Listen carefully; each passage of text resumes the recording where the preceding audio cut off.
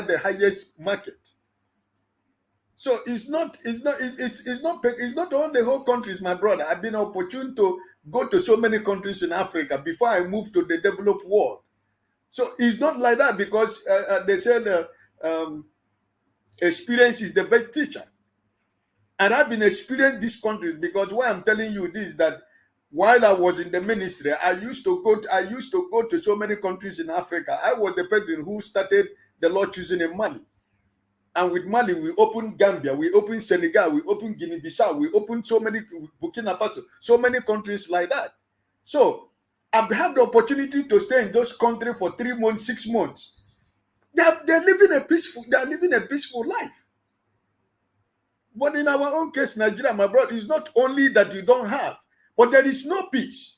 It's not only that you don't have peace. There is no electricity that we of Nigeria pay. Nigeria supply Togo and Benin Republic electricity.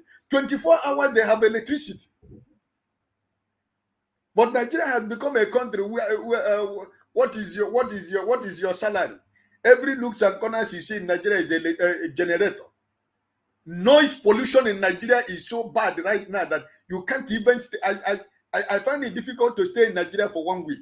Because okay, Oga, I have to stop you. I have to stop because he asked a question. It's not your time yet to analyze, but it seems you you did not get the question. He asked 2 questions. No, I tried to answer that question by expatiating to him that it is not true, the idea that why is it black countries or ruled by black people, they are not successful. It's not true, because it is when you travel, you see that it's not true. Okay, let's go back to him. But before we go back to him, I want to quickly say thank you to Bella Naomi for this her super chat. Even when she travel, everywhere she goes, she they carry her water follow body, they pour out for people body. Thank you. She pour out for our body today. We are happy very well today, that Sunday. God bless you, Bella Naomi, for us, for this super chat committee where you come be say, you stand there, you don't really live there. Not live there because we need you there. Thank you. God bless you. But however, you asked a question, and I will tell you that it is not also very true that everywhere there is black man, there is problem. The black man, we are good people, but you need why these problems are coming up.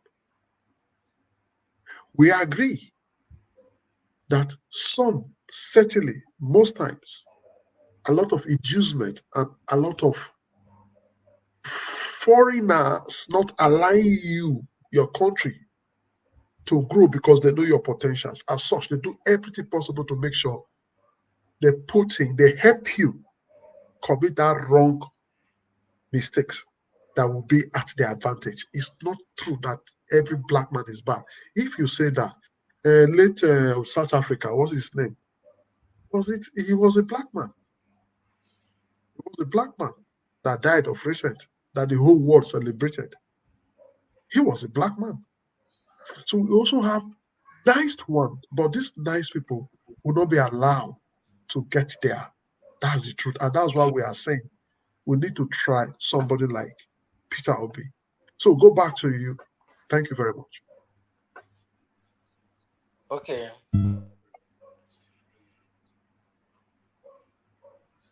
Yeah, let me answer your question. Okay, thank you.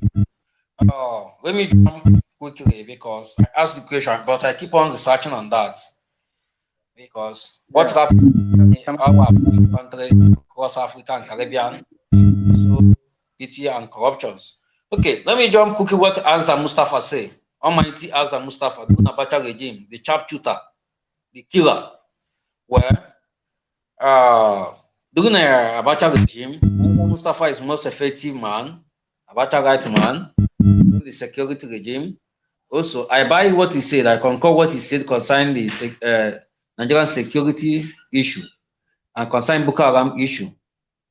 But during Abacha regime, this man committed many heinous atrocities, especially in Southwest during Abacha regime. Is he not the same man that a general need down for major because he's a major? He's the same man. So everyone knows Mustafa very well.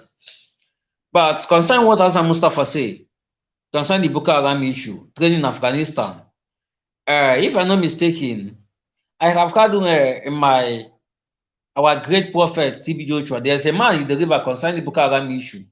When they attempt to bomb that church, I don't know how they converse that Holy Ghost arrested one of them. In one of them confession concerning Boko Haram, he said that Boko Haram is a narcotic.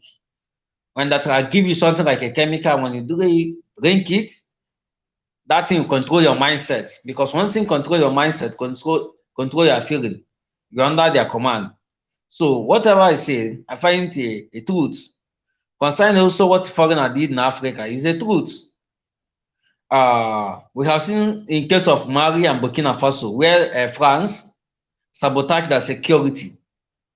So what he says is truth, because to cause confusion in a family, if you want to cause confusion in a family, bring the elder brother and junior brother, cause both of the confusion. You can spoil the family.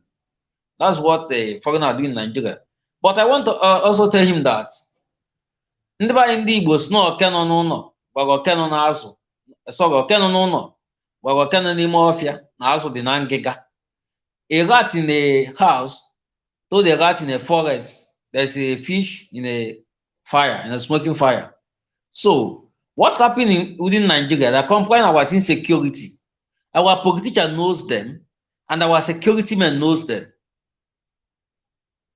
Our politician knows those who are committing heinous atrocities in Nigeria. And also our security men, including the army, including the military, knows them, knows their secrecy. What's happening in Nigeria? Okay. There's no how a foreigner will come to your house and commit a crime without you reading him. Because my community, I'm from Anambra State, in across Anambra, we call Delta, Anam Delta, I'm Bamiri, I'm from Anam. I can remember one of those boys come from our neighboring village across the river. When they come to our farm to commit stole from our farm, destroy our farm. And when they investigate this, I find out that some of our boys are involved during the to harvest the yam. Our boys are involved to join them, stealing the yam of their fathers. All of them will cross market called Ekera. You know, Ekera belongs to Delta State, but all of us are the same Igbo. Our boys in our community involved that dig the yam in a hole. All of them will go to the market and sell it, share the money.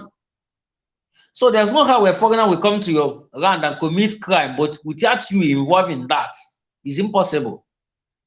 Because you don't know the corner way to escape when you commit a crime. So whatever happened in Nigeria, the security man knows that. Because someone cannot come from your border. I said that the border is they're not Nigerian. Who told you that? Let us not shy away from this what's happening in Nigeria. I remember one of the Fulani herdsmen causing harm in my state, my community. Our community men rise up. So behold, let me tell you what happened. Do you know that the PG are collecting money from this their rajis? And because my village, I'm not sure my village is not more Christianity. There's many churches, there are many pastors, but the king control the village with deity. And king is somewhat everyone. The king and somewhat everyone, and all of them took oath. This is how the issue of Fulani killing the president of our village. Because the agreement you and the Fulani herdsmen we made there, that they will go to the farm and graze. They will pay you, they will pay the PG, they will go to farm and graze. When they are paid you, including the farm, including everything, yeah, they will graze it. So when you look at deep when this thing happened in Nigeria, you find out the security men involved in that. We keep on complaining Boko Haram this, herdsmen this. Let us know look deep, because those who this thing are committing in their village, ask their king and PG question. They are aware of this. Because if we, the community, in my own community and NAM, no rose up and rebel against our king and our PG, we didn't know that this thing will happen, that our PG is behind that, collecting money from the Araji, because Araji will come and pay them a good ransom of money. And it happened that PG have to refund the money. So this thing happened in Nigeria. Let us not shy away. That those in the villages, those in the country are behind that. Even the military said they know what is happening. How these boys get AK-47 to fire anybody? He said Boko Haram, Boko Haram. What is Boko Haram? How did Boko Haram come into Nigeria without Nigerian custom, without Nigerian immigration in the border? They said they're not aware. How? They're not aware of what? They're just playing the game with the people's life. But Nigerian mindset as a citizen also shy away with it, carry the story around. We easily clap, like as Mustafa is speaking now, we easily clap without any action. We easily clap for people without any action. So what is happening in Nigeria, say Boko Haram, like Garba is saying? You see, kind of Nigeria is a country that when he give you money, you close your mouth. You hide away from the truth. To rehabilitate Boko Haram in the military. That is what's causing problem now in the Nigerian military. They arrest Boko Haram and they rehabilitate them into military and they join the military. A person that the mindset is full of killing, destruction, that person have not regretted, and they join him in the gun business, where he can add more atrocity more. So this happening in Nigeria now, I don't find it as a today's story. It's been old. Okay, for APC government, look at the a very vibrant lawyer following APC government. My brother Roboman, what's his name? Festus Kayamu. A very intelligent lawyer following this man around. And all the track record, all the things are forgery. This one keep on following them. I ask my question. Our elite, what is purpose for education self in Nigeria? If I may ask. What is purpose of legal system in Nigeria? If these people can be following this man around, what is our future? What is our nearest future in coming 10 years? What is the future of Nigeria? Following Tinubu around, everything concerning Tinubu is forgery. And Festus Kemayo will come on in national television and defend him. Like Garba is saying. I watched Garba and David Goodin in the debates. And Garba would just now call parliament, same parliament. I guess my case here. Let the panel continue. Thank you, everyone. Yes, thank you very much. It's unfortunate that a situation like us, people forget easily. Mustafa, we all know what he did for Abacha. He was arrested. That man is super smart and intelligent and very bold and outspoken. Ever since he's been released, he's been saying a few things. He's been saying a lot of things. But Nigeria seems not to understand. Nigeria seems not to listen. Nigeria forget history. They don't listen. Somebody just talk. The government of the day try to, the journalists do not follow up and start to ask many questions and be asking government of the day questions. Instead of kill the matter, they'll bring another matter to forget what that person have said. And Nigeria will not ask questions. Of course, journalists are most representing the people because they are the one doing more research and doing the write-up. The journalists are part of this whole mess. Nigerian journalists, they eat money and don't write the truth. Sometimes they are afraid. For few that want to say the truth, they are afraid of being summoned or being closed or being given fine. This is the government of the day that is so oppressive that a lot of sectors are afraid of. They come after you. That is politics. It is very unfortunate that the people of Nigeria are allowing these things. How many Boko Haram did the country now? These people are just people who came from Nigeria and other parts. How many they be? A lot of us are afraid to die. Though most of the havoc that there are people that take and kill well, within the save other states. I've talked about before. Now because they are easily noticeable, they are easily identifiable.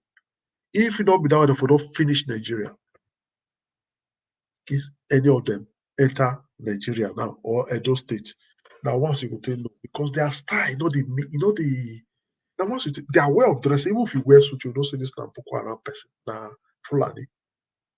They don't get swag. Now once you know that, even when they talk, you know them. So it's hard for them to quickly go into places.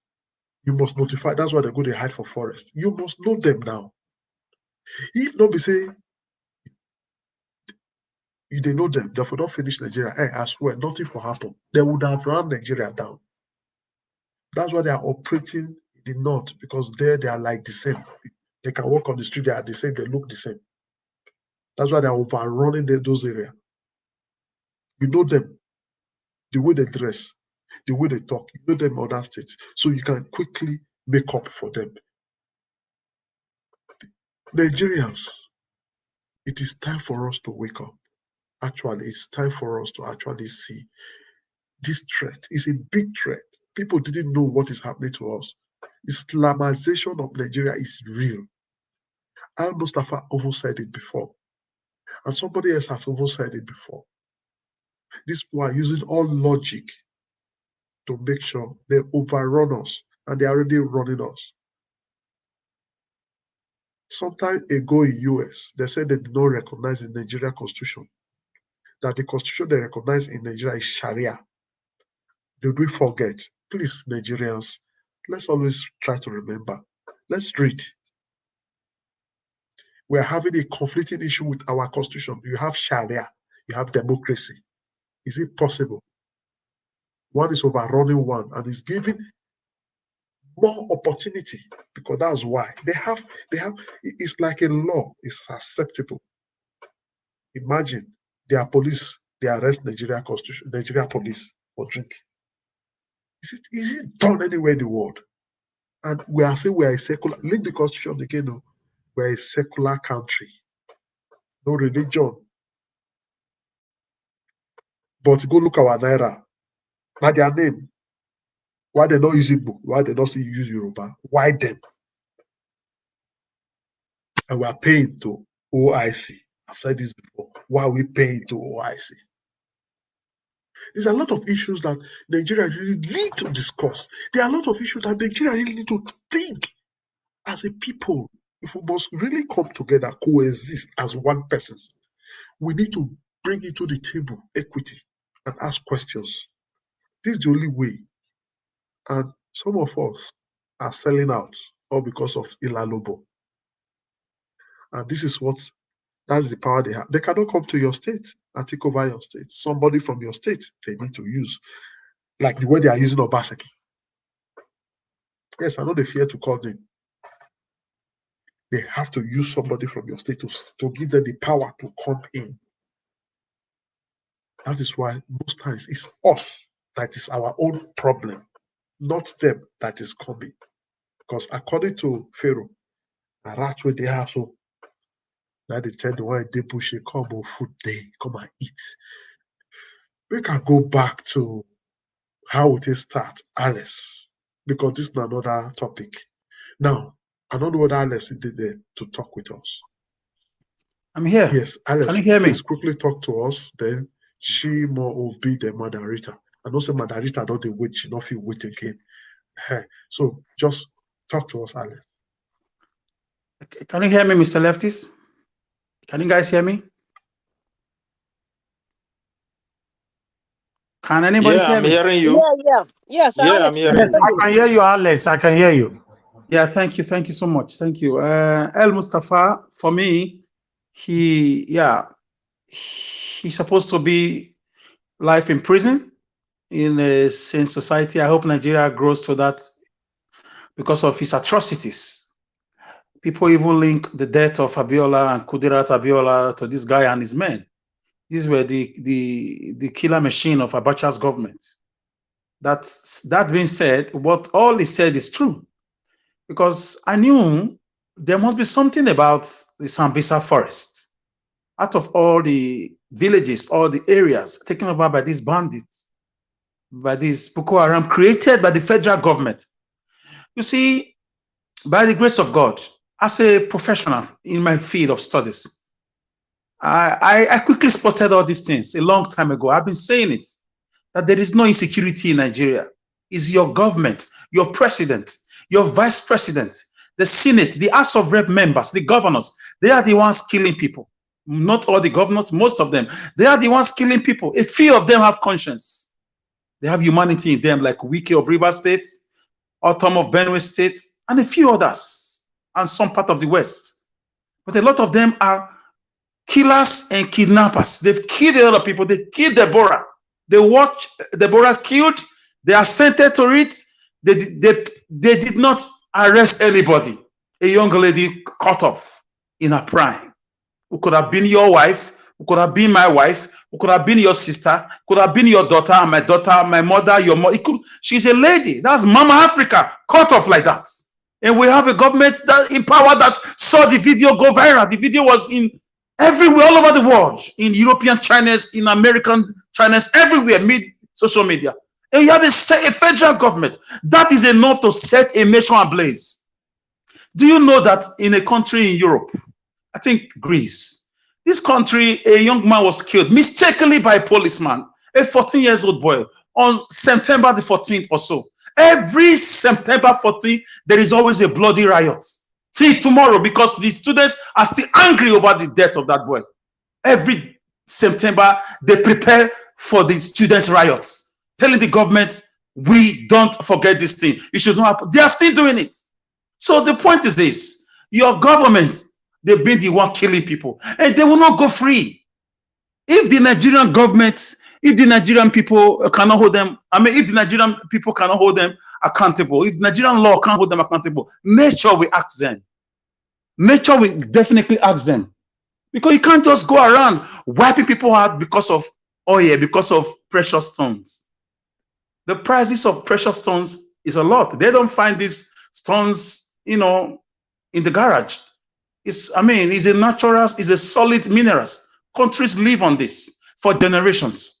So because of that, they destabilize the nation, coupled with the oil we have in the south and the bitumen we have in the west. They just went power and money drunk. This is why some of them are worth $10 billion. People like Atiku, $6 billion, $20 billion. These are, they make their money. They sell government property, behind closed doors, they siphon crude oil, they siphon also everything siphonable. This is the reason why they don't care about anybody. Because they're on drugs, they take cocaine, they do a lot of things, they lose their humanity, they lose their conscience, and they recruit a few members of us who are intelligent and outspoken, like who are supposed to be intelligent and outspoken, like useless son Festus Keyamo and Rotimi Amechi, a lot of people who sold their souls to the devil, and they use them against us. And our governor of Edo State is one of the Fulani, imports into Edo State. Was planted there so that people will be killed, maimed, so that the Fulani invaders will also have space to invade Edo State, kill our farmers, rape our women, destroy the farmlands, take over our express roads, distort development, make sure the state is in confusion, is in a state of anarchy. This is the whole thing. Resources. It has always been like that. It has always been like that. Either it's solid minerals, either it's gold, either it's crude oil, the liquid gold. This is how it is. I don't know what is wrong with the black mindset. I'm sorry I have to go racial this time. This oil will have transformed people's lives. Looking at what Qatar and Dubai is doing with their oil, you'll be wondering what is wrong with Africa. Looking at what Muammar Gaddafi did with his oil, you may call him any name, but you'll be wondering what is wrong with black Africans. With the exceptions of Nelson Mandela and Julius Nyerere of Tanzania and Sankara of Burkina Faso, all African leaders, a lot of them don't have humanity in them. They don't have humanity in them, especially Nigerian leaders. We've had military dictators for 30 years, dominated by one side of the country. Kagame is a dictator. He's building Rwanda to his own capacity. He's doing well, attracting tourism. Creating jobs for his citizens. And in Nigeria, what ought to be a blessing has become a curse. I don't know. I don't know. I've always known that we don't have insecurity in Nigeria. We don't have killings. We don't have raping. Deborah was killed by the federal government. Yes, they are the ones that support the killings. They are the ones that refuse to parade the killers. They are the ones that are supposed to try them in the according to the Nigerian constitutional law to give justice to the family. Up till now, the family is still crying and weeping, and you have a federal government who is still bold enough to come and give us another presidential candidate in the person of Ahmed Bola Tinubu, who also boasted, who implicated himself by boasting that he produced this government, this killer machine government.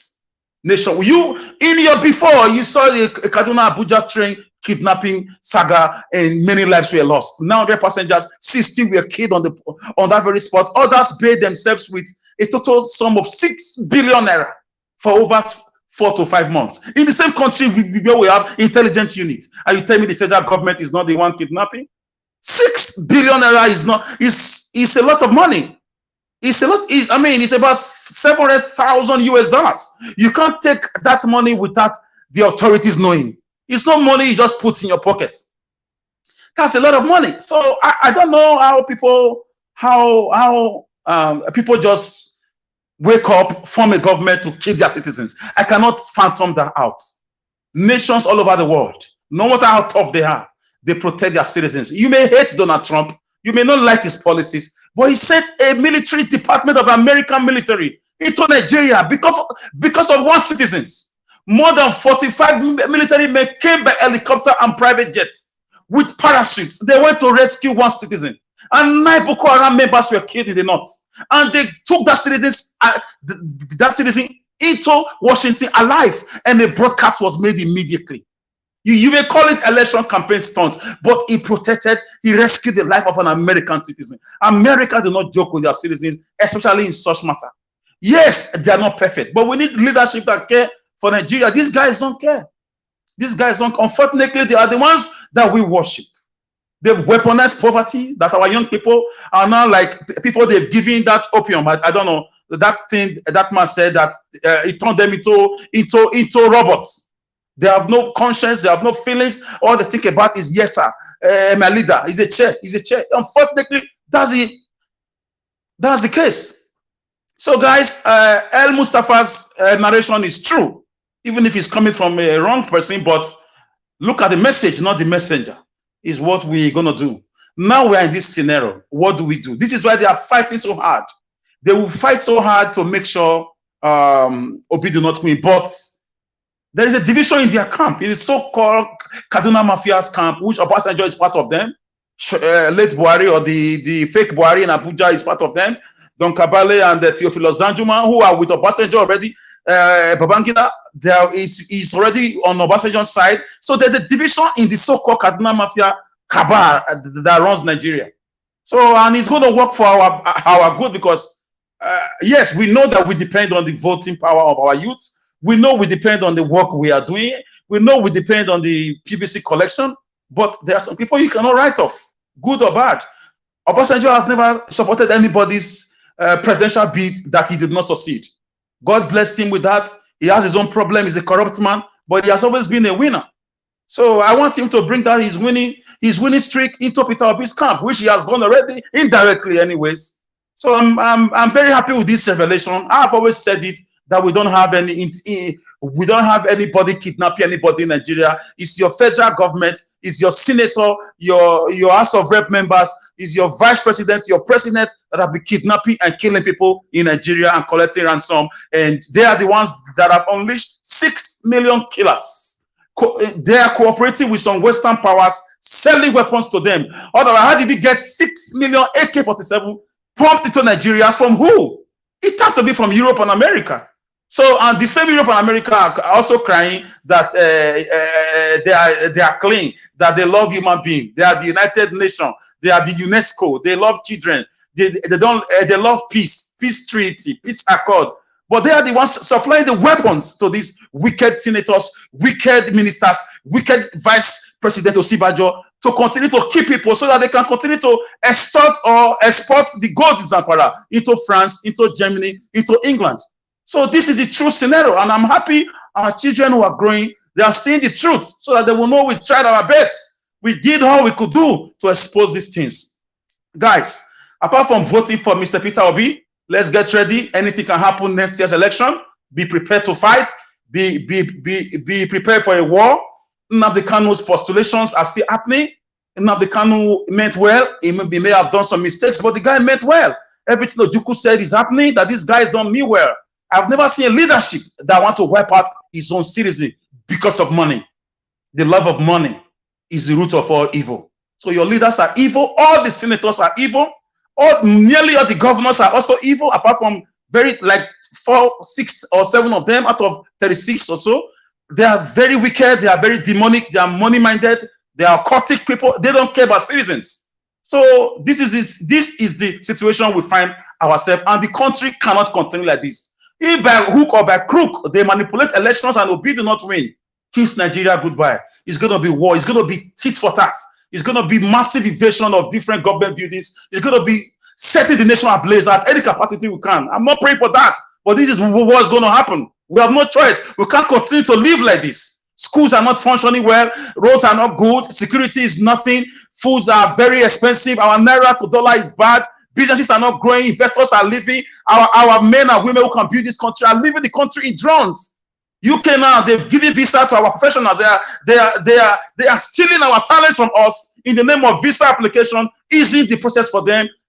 Because of the Brexit, because they left the European Union, all the cheap labor from Poland and from Estonia, they've left. So they resorted to easing their visa process into African market to get all this talent. We are not fools. We are saying these things from our political calculator. So guys, it's a situation that is very bad. It's very, very sad.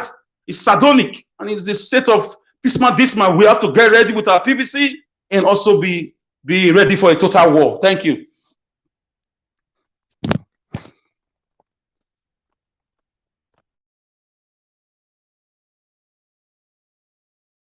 Well, let's get ready with our PVC, but I don't think there's going to be war. I don't think, from the way things are going. I'm getting a hold back. Let's get ready with our PVC. That is what I know. But for war, it's going to be very hard. They know there are limits. They wouldn't want war. Because if war comes, it's going to be very devastating, very, very harsh. So they know their limits. They are so a good planner. So when it gets to that, they will withdraw and give space and be planning how to take over. So I don't believe there's going to be war. Personally, I don't think there's going to be war. We're going to be looking at it to say, yes, so there's going to be a lot of problem at this. When it comes, they know. But now it's very hard for them because they have seen Nigeria reacting themselves. They've seen Nigerians coming out to say, no, this is what we want. It's not like business as usual. They know. So they are thinking hard on how to go into this system, how to be part of this system, how to make sure they are relevant. This is why we are here, to also tell people that they shouldn't relent. They should do all what it takes to rescue that country. These people have finished us. They have finished us with there's nothing. They've stolen our money, sending their children abroad, using their children to loot a lot of money. These people have finished us. So people don't understand. If you know the money that is leaving Nigeria through corruption, you see why some other countries are saying Nigeria is a great country. You may not understand why, because they see how much you people want. But corruption. So I go straight to Chima Obi to quickly talk to us. Thank you, Mr. Leftist. Thank you so much for this opportunity again. The last speaker just said it all. Alex, he just said it, that if they ring election in 2023, Nigeria may go into war. And I agree with him. The reason why I agree with him is on this. In a Nigerian today, because of the APC is in power, they have federal mind. Labour Party presidential jet was grounded. Everybody knows that. It was granted because of the political power APC has. They use it to grant Labour Party presidential jet.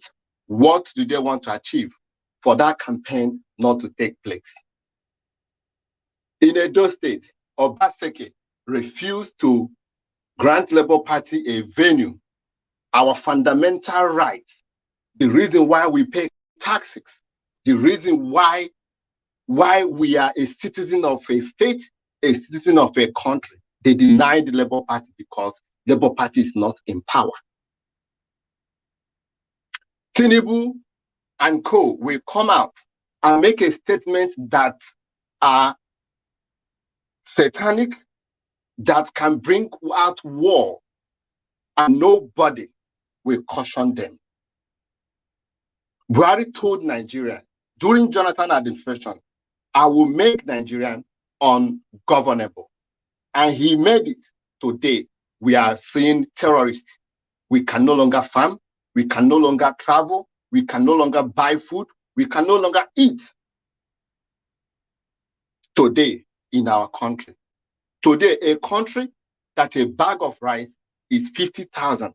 Are we not at war already? Today in Nigeria, you cannot guarantee yourself that when I go out, I will come back. So when Alex said that if they ring election in 2023, it may lead to the war. This Mustafa that is saying all these things, Buhari will release him from prison. In a Nigerian, a court has given an order that Nnamdi Kanu did not commit any crime, but because of the federal mind, they hold this man. And we are saying that we can't go to war. I want to remind Nigerians, today, they are claiming that they are terrorists, right? In the Nigerians, we have many groups that are stronger and deadly than them. But it will be active if INEC ring election in 2023. And that is where this war will start from.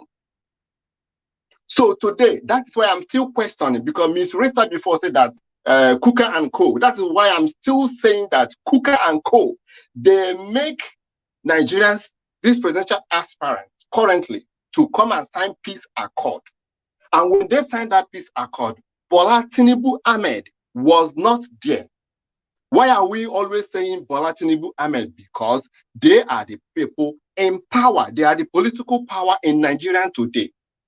So Tinubu was not there. 2 weeks after, Kuka celebrated 70th day. Tinubu was the first person that was in that gathering.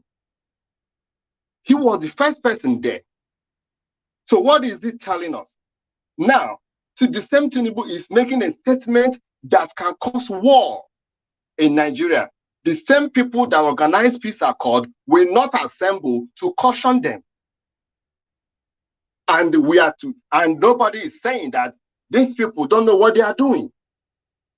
So that is why what Ms. Alex said, I totally agree with him, that in 2023, the way they are treating Labour Party today, if Labour Party is in power, if it is other people that are treating APC like this, I believe that Nigeria will be, I believe that by now, this National Assembly would have moved to form one thing or the other to stop everything.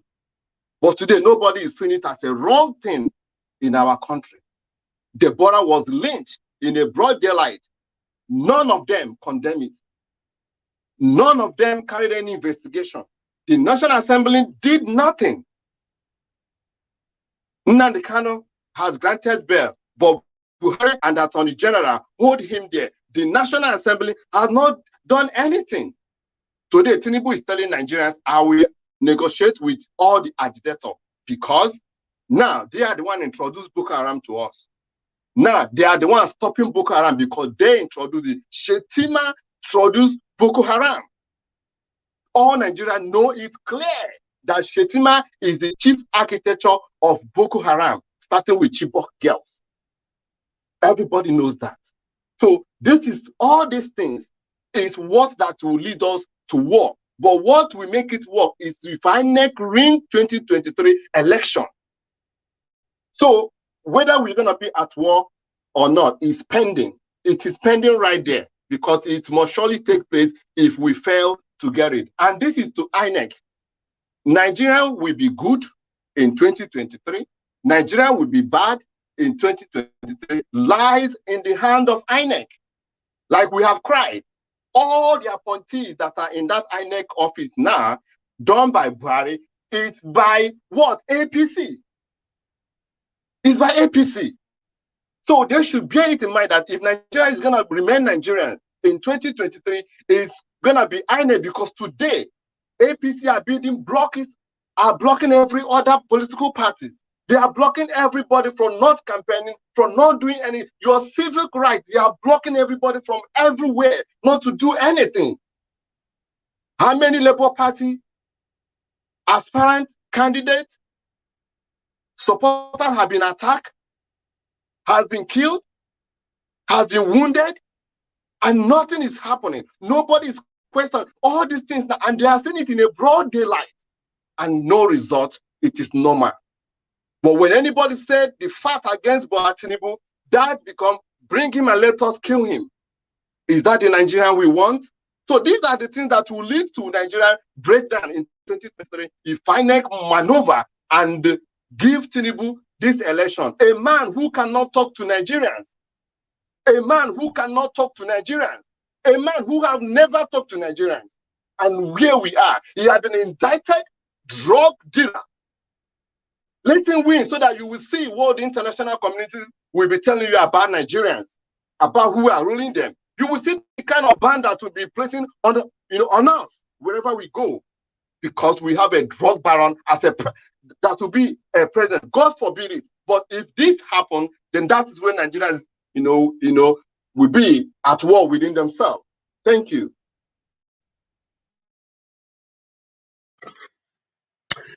Yes.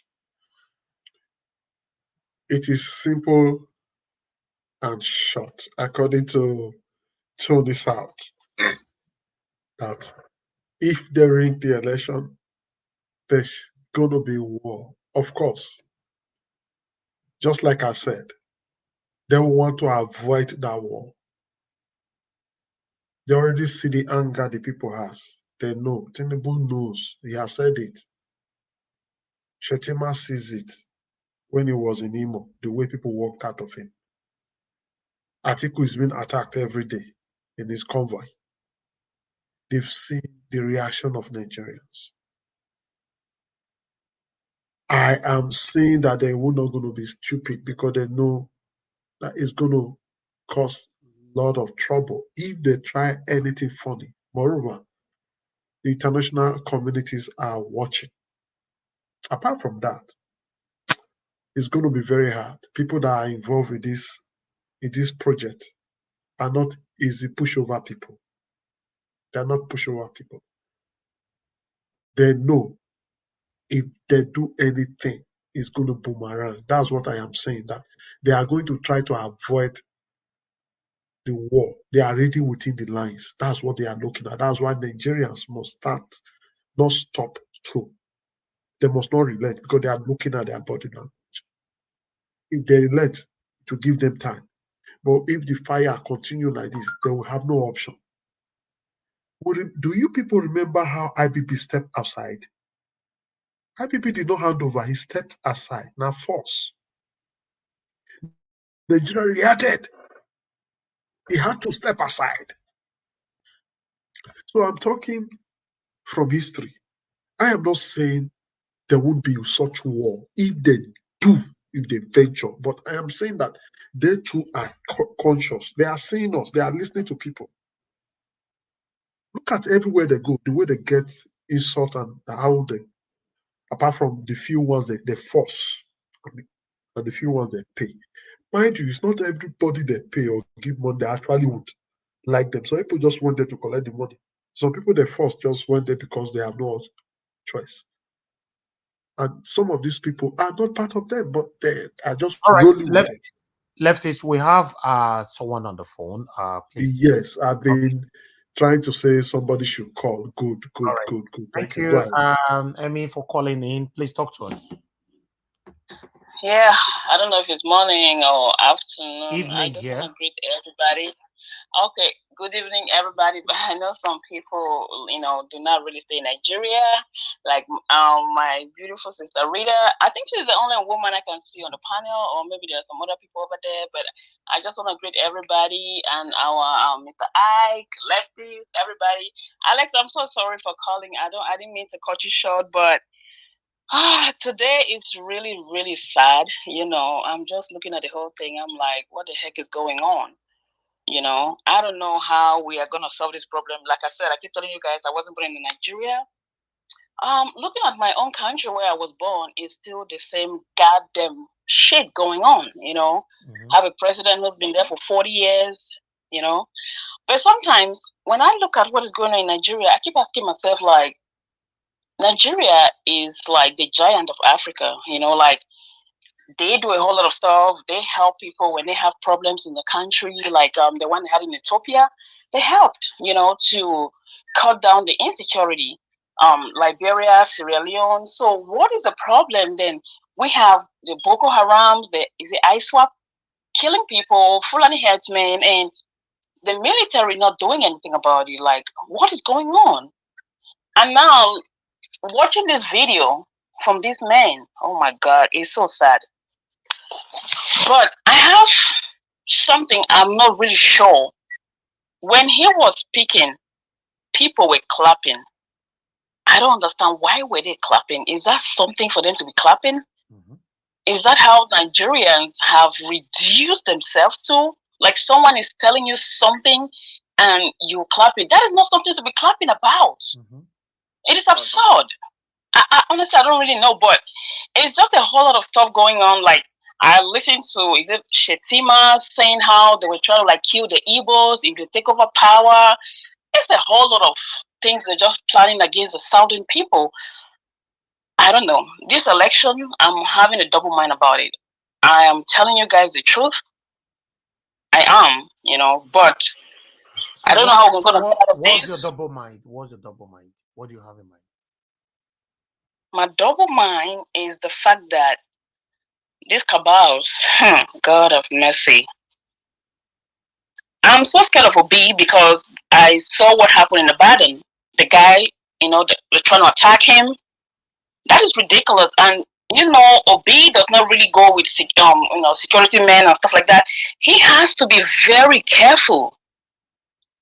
He has to. My double mind, this election, oh Lord of mercy. Oof. I pray my house is in order. You think it's gonna be tough in February, right? It is gonna be very, very tough. I'm really scared because I had relocated my mom to Nigeria.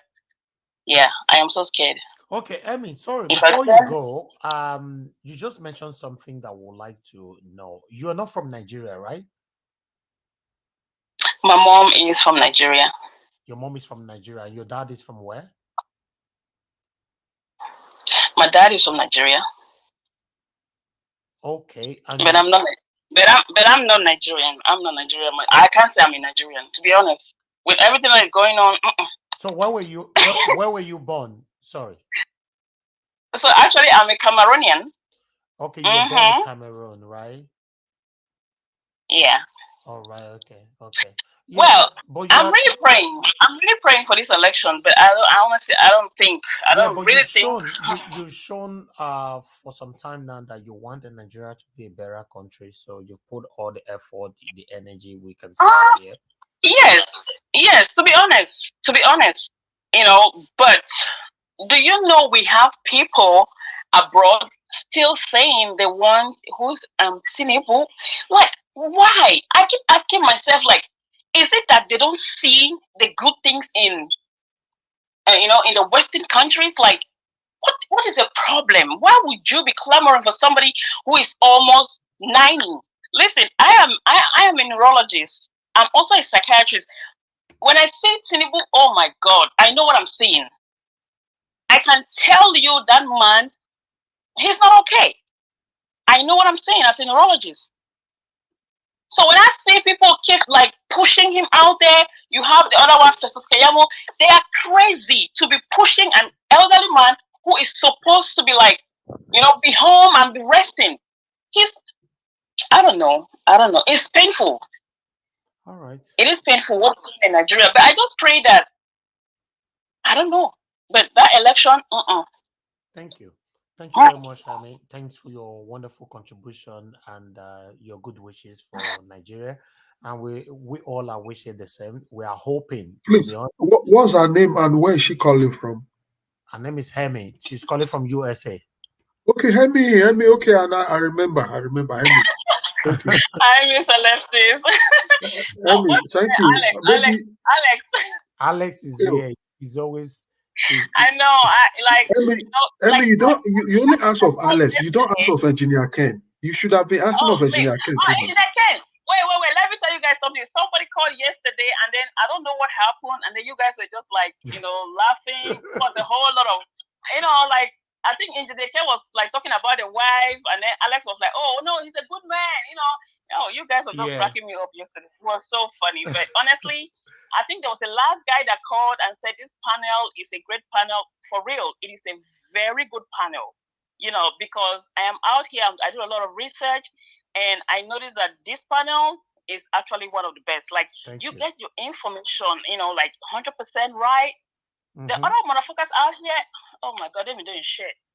But that's fine. I give kudos to you guys. Keep up the good work. Thank you, Helen. I pray Obi makes it, Yeah, I really will. pray for him, It will, by Okay, God's grace. let's let it go. Thank you, Emmy. Have a good Okay, before you go, okay, thank you. Mr. We are listening. What's his name? Irene Finance. What's the other one's name? Amoye Skona. Amoye Skona, that's my girl. There's a fire lady in UK. What's her name again? Amoye Skona is in America. Irene Finance. Irene Finance is in UK, yeah. And Madam Rita is in Canada. Madam Rita, those are my ladies. See, they'll be spitting fire. Well, thank you very much. Yes, before you go, I want to quickly correct you on one assertion you made. The assertion that Peter Obi does not really go with security is not true. Peter Obi's security is as good as that of the president. Let me just finish. Peter Obi security apparatus is as good as that of the president. I just want you to know that. Yeah. Don't just remove your mind. Yes. Let me tell you something. Okay? I have been watching you guys for a very long time. Okay, and I've been seeing all the videos. But let me say something. When he went to the flooding, remember the flooding like Taraba State? The other time he went to, I'm not sure, Kogi State. That is when people, they were like pulling him. They were almost trying to pull him apart. And people started saying, why are his security? Like, come on now. You know this thing, Mr. Leftis. Do not argue. What you are talking about is what he wants. He's a man of the people. Okay. If you remember, let me quickly remind you. There was where did he go when part of the security discovered a man on suit and he has a dagger inside? Though people were carrying rumor that he almost assassinated him. No, I just want you to know. She's saying that was the Ibadan rally. Yeah. Yes, everywhere he goes, trust me. Okay. I know what I'm saying. Yeah. Thank you very much. That's fine. Thank you very much, Emmy. We really appreciate you. And thank you for your consign. I've also indicated it before here on this platform to say that Peter Obi need, even though he's already good with his security, but he needs to tighten up, more, because obviously the cabals, they don't want him. That's the truth. So if they cannot stop him by accusing him of corruption, which they can't find any, so who knows their next plan? So yes, it's good for everybody to continue to talk about everything if possible. Thank you. Thank you very much. We do appreciate you guys, All right. Appreciate everybody. Good evening. Thank you. Thank you. God bless you for your wonderful contribution. And your contribution has brought us some pure water self. All right. Yes. Alexander Gomez, thank you for this just now. Thank you very much. God bless you for this, your wonderful contribution. All right. So we need more callers to come in. Let's take one more call. Yes, Alexander Gomez, thank you very much for this one, because I surprised, nobody buy us water since I can't say, what we do if we have done anything wrong, we are apologizing. I'll be leftists, No, they don't buy us. So they buy us. Amazing Grace buy us. Then Bella Naomi buy us. Okay, maybe I missed that. God No, bless. no, nah, why now? No, no, my people now. They carry chest down. See, then they whole meeting for one corner. They are still talking. All right, let's go. I missed that call. Let's go. If there's other calls, I will come in. All right, thank you. Okay, We have okay. CM is in the building. Yes, we don't see CM since. Make we just go straight to the next person after Alex, supposedly. Okay, he don't talk. Yes, he don't talk. Come on now, Madarita talk now. Madarita, I beg, talk to us. Okay, thank you very much, leftist. Sir CM, welcome. I want to respond to, I think it was Pharaoh's question on why Black people always have issues. Sir Pharaoh, the question you should be asking yourself is, look at the entire continent of Africa and ask yourself, why is it that every African country that has some natural mineral, or some that has some like rich in oil or minerals naturally, they all have issues, either tribal wars or insurgency and all that? That's the question you should be asking. So let us not also deny the fact that when it comes to people being a traitor to your people, it is not new. It's the same way Judas Iscariot betrayed Jesus. It's the same way Museveni, who is the president of Uganda, betrayed Gaddafi. It's the same way you have Mobutu Sese Seko, betrayed Patrice Mulumba. So the West have kind of found a system where you say, you know what, everybody has a price. Let me give this person this price before I can come in. Nigeria is turning to be, what I call the Blood Diamond movie. I'm sure everybody have watched it. We are turning to be, we are becoming, God forbid, a nation like the Congo. As per, let me go back to Congo so that people really understand. This Congo that we call now, it was formerly called Zaire. I'm just going to be very brief on this. It was formerly called Zaire. And there was a region called the Katanga region, if I can remember my history now. And this Katanga region in Zaire, they had diamonds, they had solid minerals, they had everything. In fact, that region is so rich.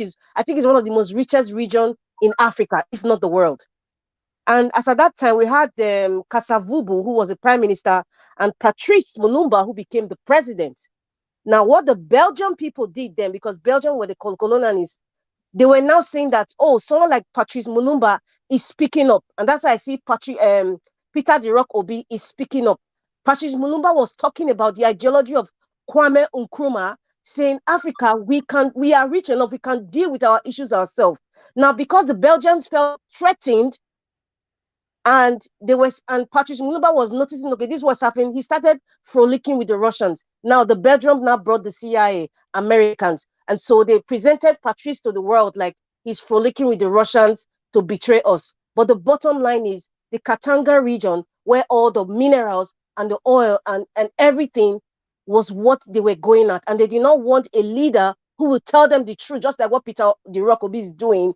They would do everything to malign the man, insult the man, put him down, take him away from his family, make him look bad in the history books, force him to agree to things that he doesn't want to do, and then they kill the man. I know that would not happen to Peter the Rock Obi. I know that. But look at, before Patrice Mulumba died, he cursed Zaire. Now, Zaire today is what we know as, I think it was split into three: Congo, DRC, that's the Democratic Republic of Congo. I think the Central Africa region, I'm not sure, or Republic of Congo is split into three. As we speak today, that region doesn't have peace. They have different guerrilla groups. Who is supplying them the weapons? America, Russia, whatever. Everything is coming through. What's the name of this region in Africa? Guinea. I think Guinea, the part of Guinea, I don't want to really go far, but that's where most of all these weapons are coming into Africa because of the river that they have. Now, one issue I have with Al Mustafa, in all the things that he said, calculated game and all that, he said, a time will come where I'll mention the names of these traitors. Like seriously, Mr. Al Mustafa, when is it time to mention them? If it's your caliphate, I know for sure the caliphate will be part of it. If it's your caliphate that's part of it, mention the name. If it's some generals who are still alive today, mention the name. If it's somebody like the vice president candidate of the APC, or his handlers, or some people, in the Arab nations, call the names.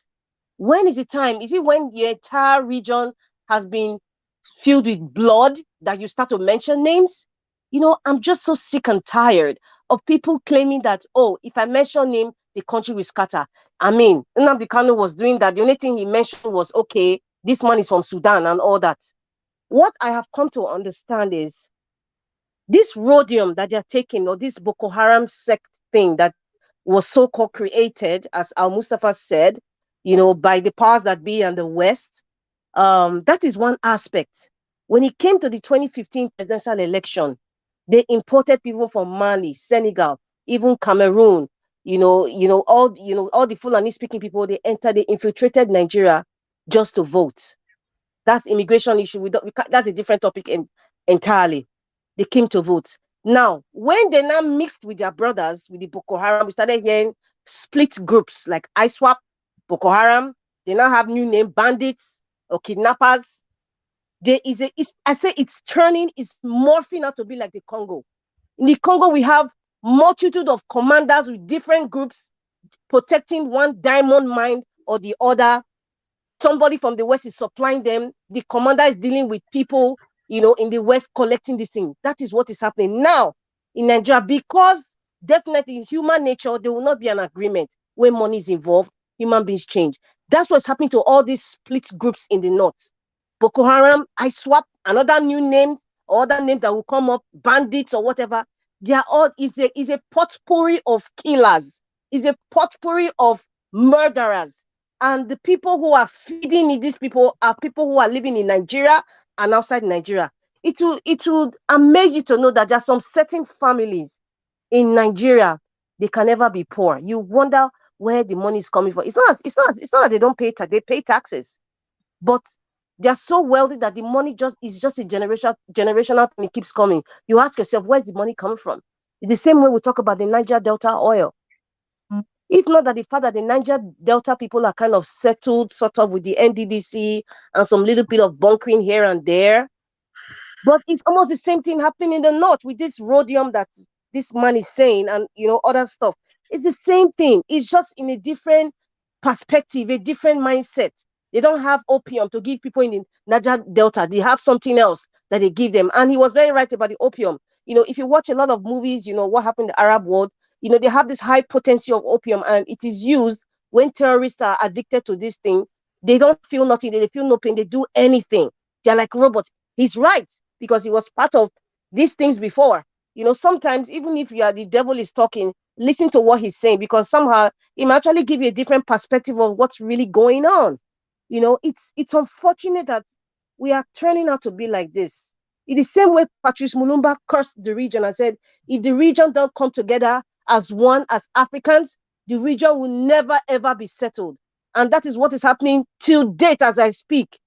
The Congo, as we know, in the former Zaire, is split, and they're still fighting. They still have guerrillas. So if Nigerians don't do the right thing now, 2023, and vote for Peter the Rock Obi, trust me, Nigeria is going to turn out to be second Congo.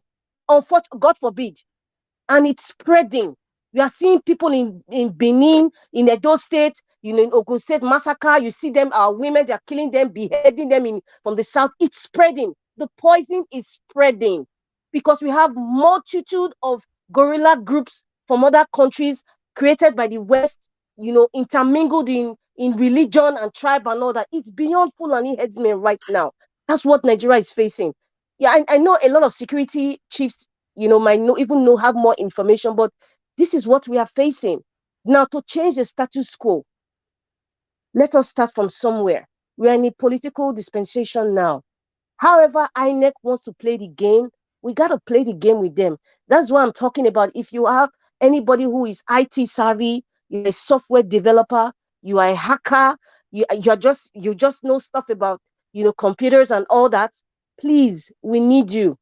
Please, we need you. Wherever you are, if you're listening to the sound of my voice, please, we need you. Contact somebody, contact Nigeria Watch. The number is there. Say something, do something.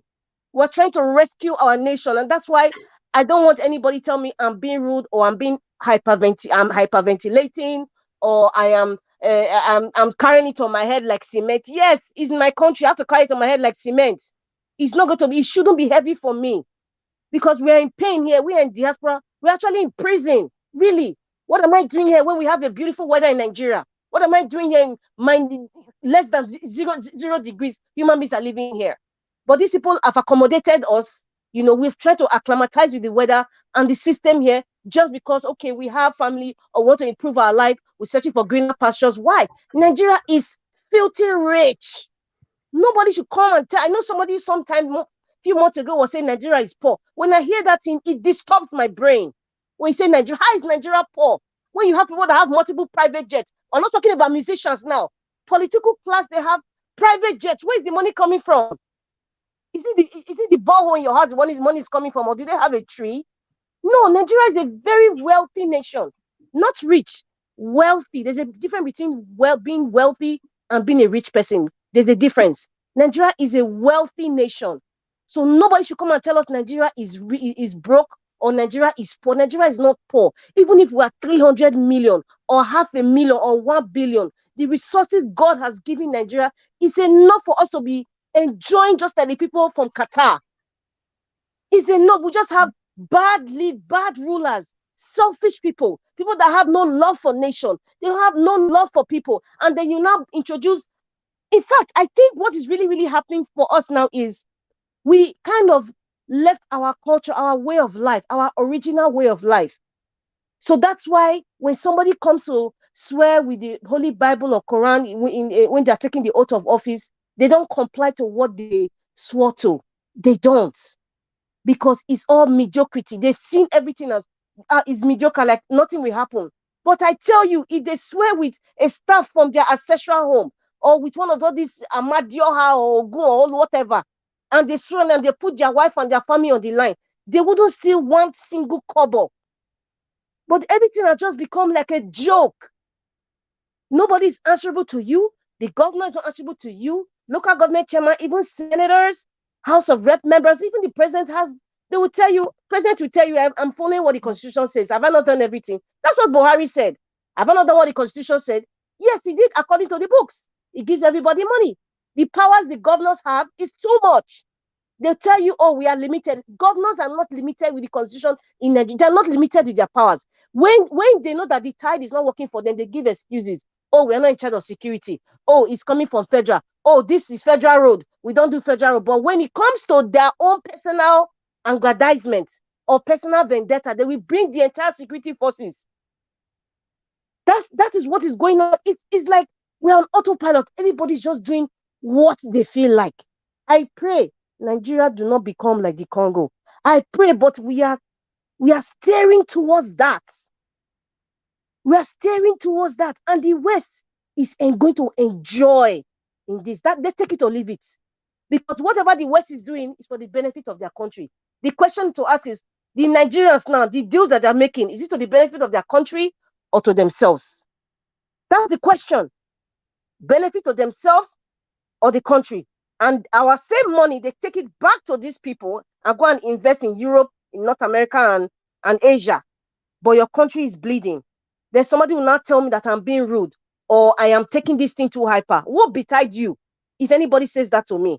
What betide that person and their generation? Because I'm really, really pissed off. I am Nigeria Watch. I respect this channel so much. I am just suppressing myself not to say the things that I really want to say. I'm just trying to be respectful because this is, I know there's a lot of respectful people listening to us, a lot of educated people, a lot of experienced men and women, older men and women that are listening to us. So we have to keep it clean. We have to keep it respectful and dignified. But we have to keep standing for the truth and saying things the way they are. Not mincing words, not sugarcoating anything, not soft pedaling people like Agbado. Because that man is ill. It's not age. Look at Pa Adebanjo. That man is 94 years old. That man, you can say, oh, he's walking very slow or he talks very slowly. because of his age. He's not shaking. He's not Baba when they shake hand. He's not saying blue, blue, blue, blah. He's not saying PDAP. He's not saying that. Padembajo is not saying that. His head is screwed in the right direction. But this man, Agbado, is a very sick man. It's not about age now. He's sick. Even Fashoranti even looks more healthier than Agbado. So nobody should come here and tell me that I am hyperventilating. I will hyperventilate because it is my country I'm talking about. We are fighting for the soul of Nigeria. So anybody now should stop saying vote your conscience. Please, it is vote Peter Obi, vote Labour Party. That's what you should be saying now. We have less than 100 days before election. We can't joke right now. We can't joke. Please, people, please, we can't joke. Nigeria should not turn out to be Congo. It's not funny. I'm sure that Sarchuti has been all over a lot of African countries. I think you know what I'm talking about, because if you live in the Congo, even if things seem to be the way it is, but that country, the Congo, Zaire itself, it's not at rest. It's not at rest because of the rich minerals that country, and Nigeria is not at rest right now. We have a lot of resources from every facet of the nation, from the north, south, east, and west. There is something God has given us, but we are not at rest, and the people are suffering. We could have bad managers, wicked people. Okay, Mother Rita, please try to round up. Please, my people. Go ahead, but just try to do round not up. give up. Nigeria, please, Nigerians, please do not give up. Please, I am begging you, do not give up. This is Peter the Rock Obi.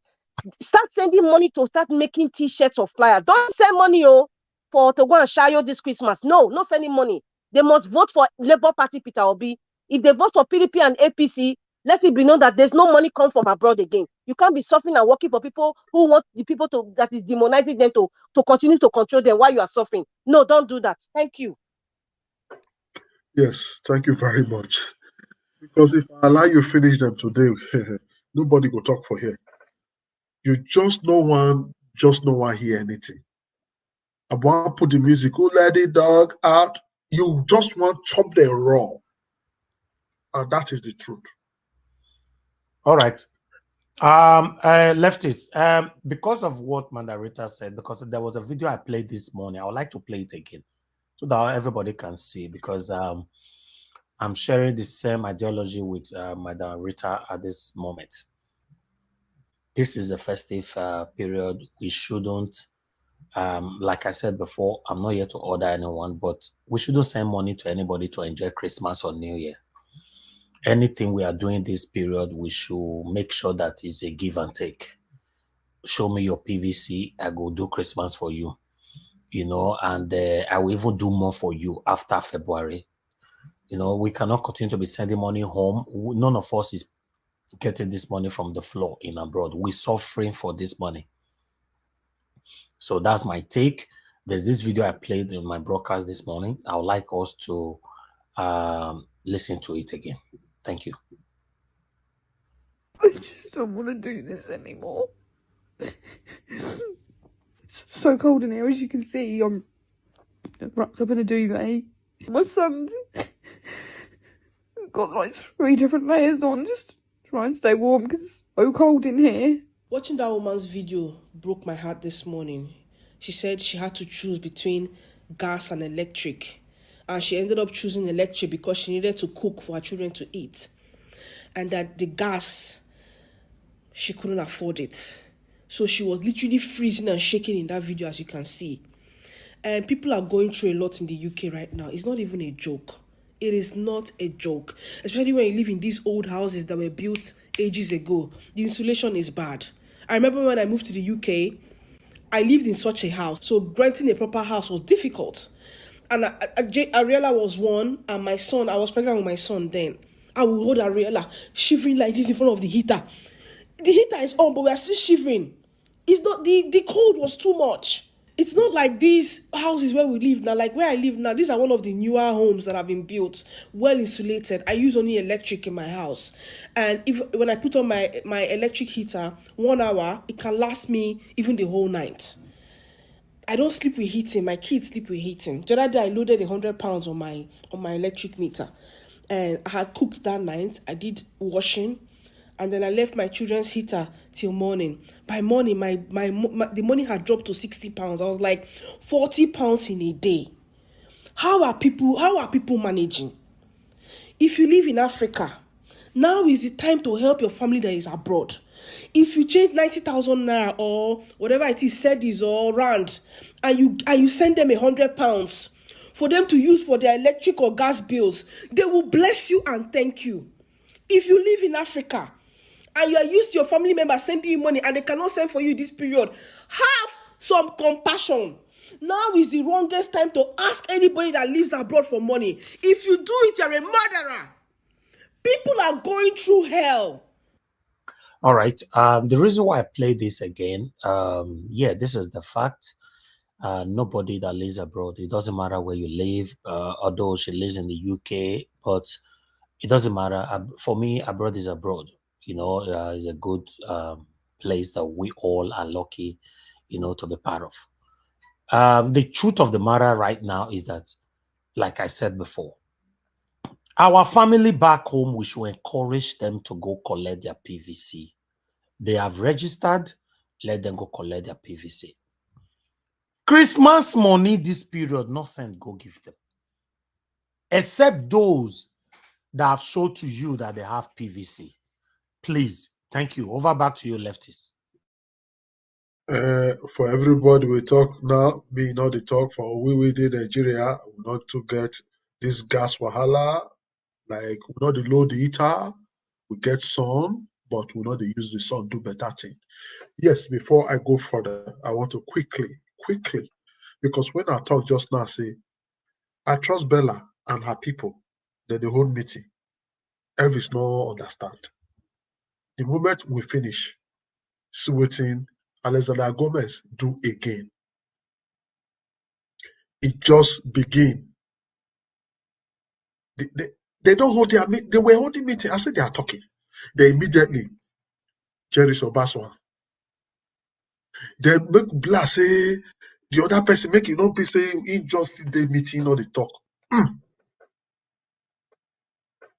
CNN Aquabata. See, God go bless all of you now. I know say there's no day where we go day like this. Una go see us, una no go bless us.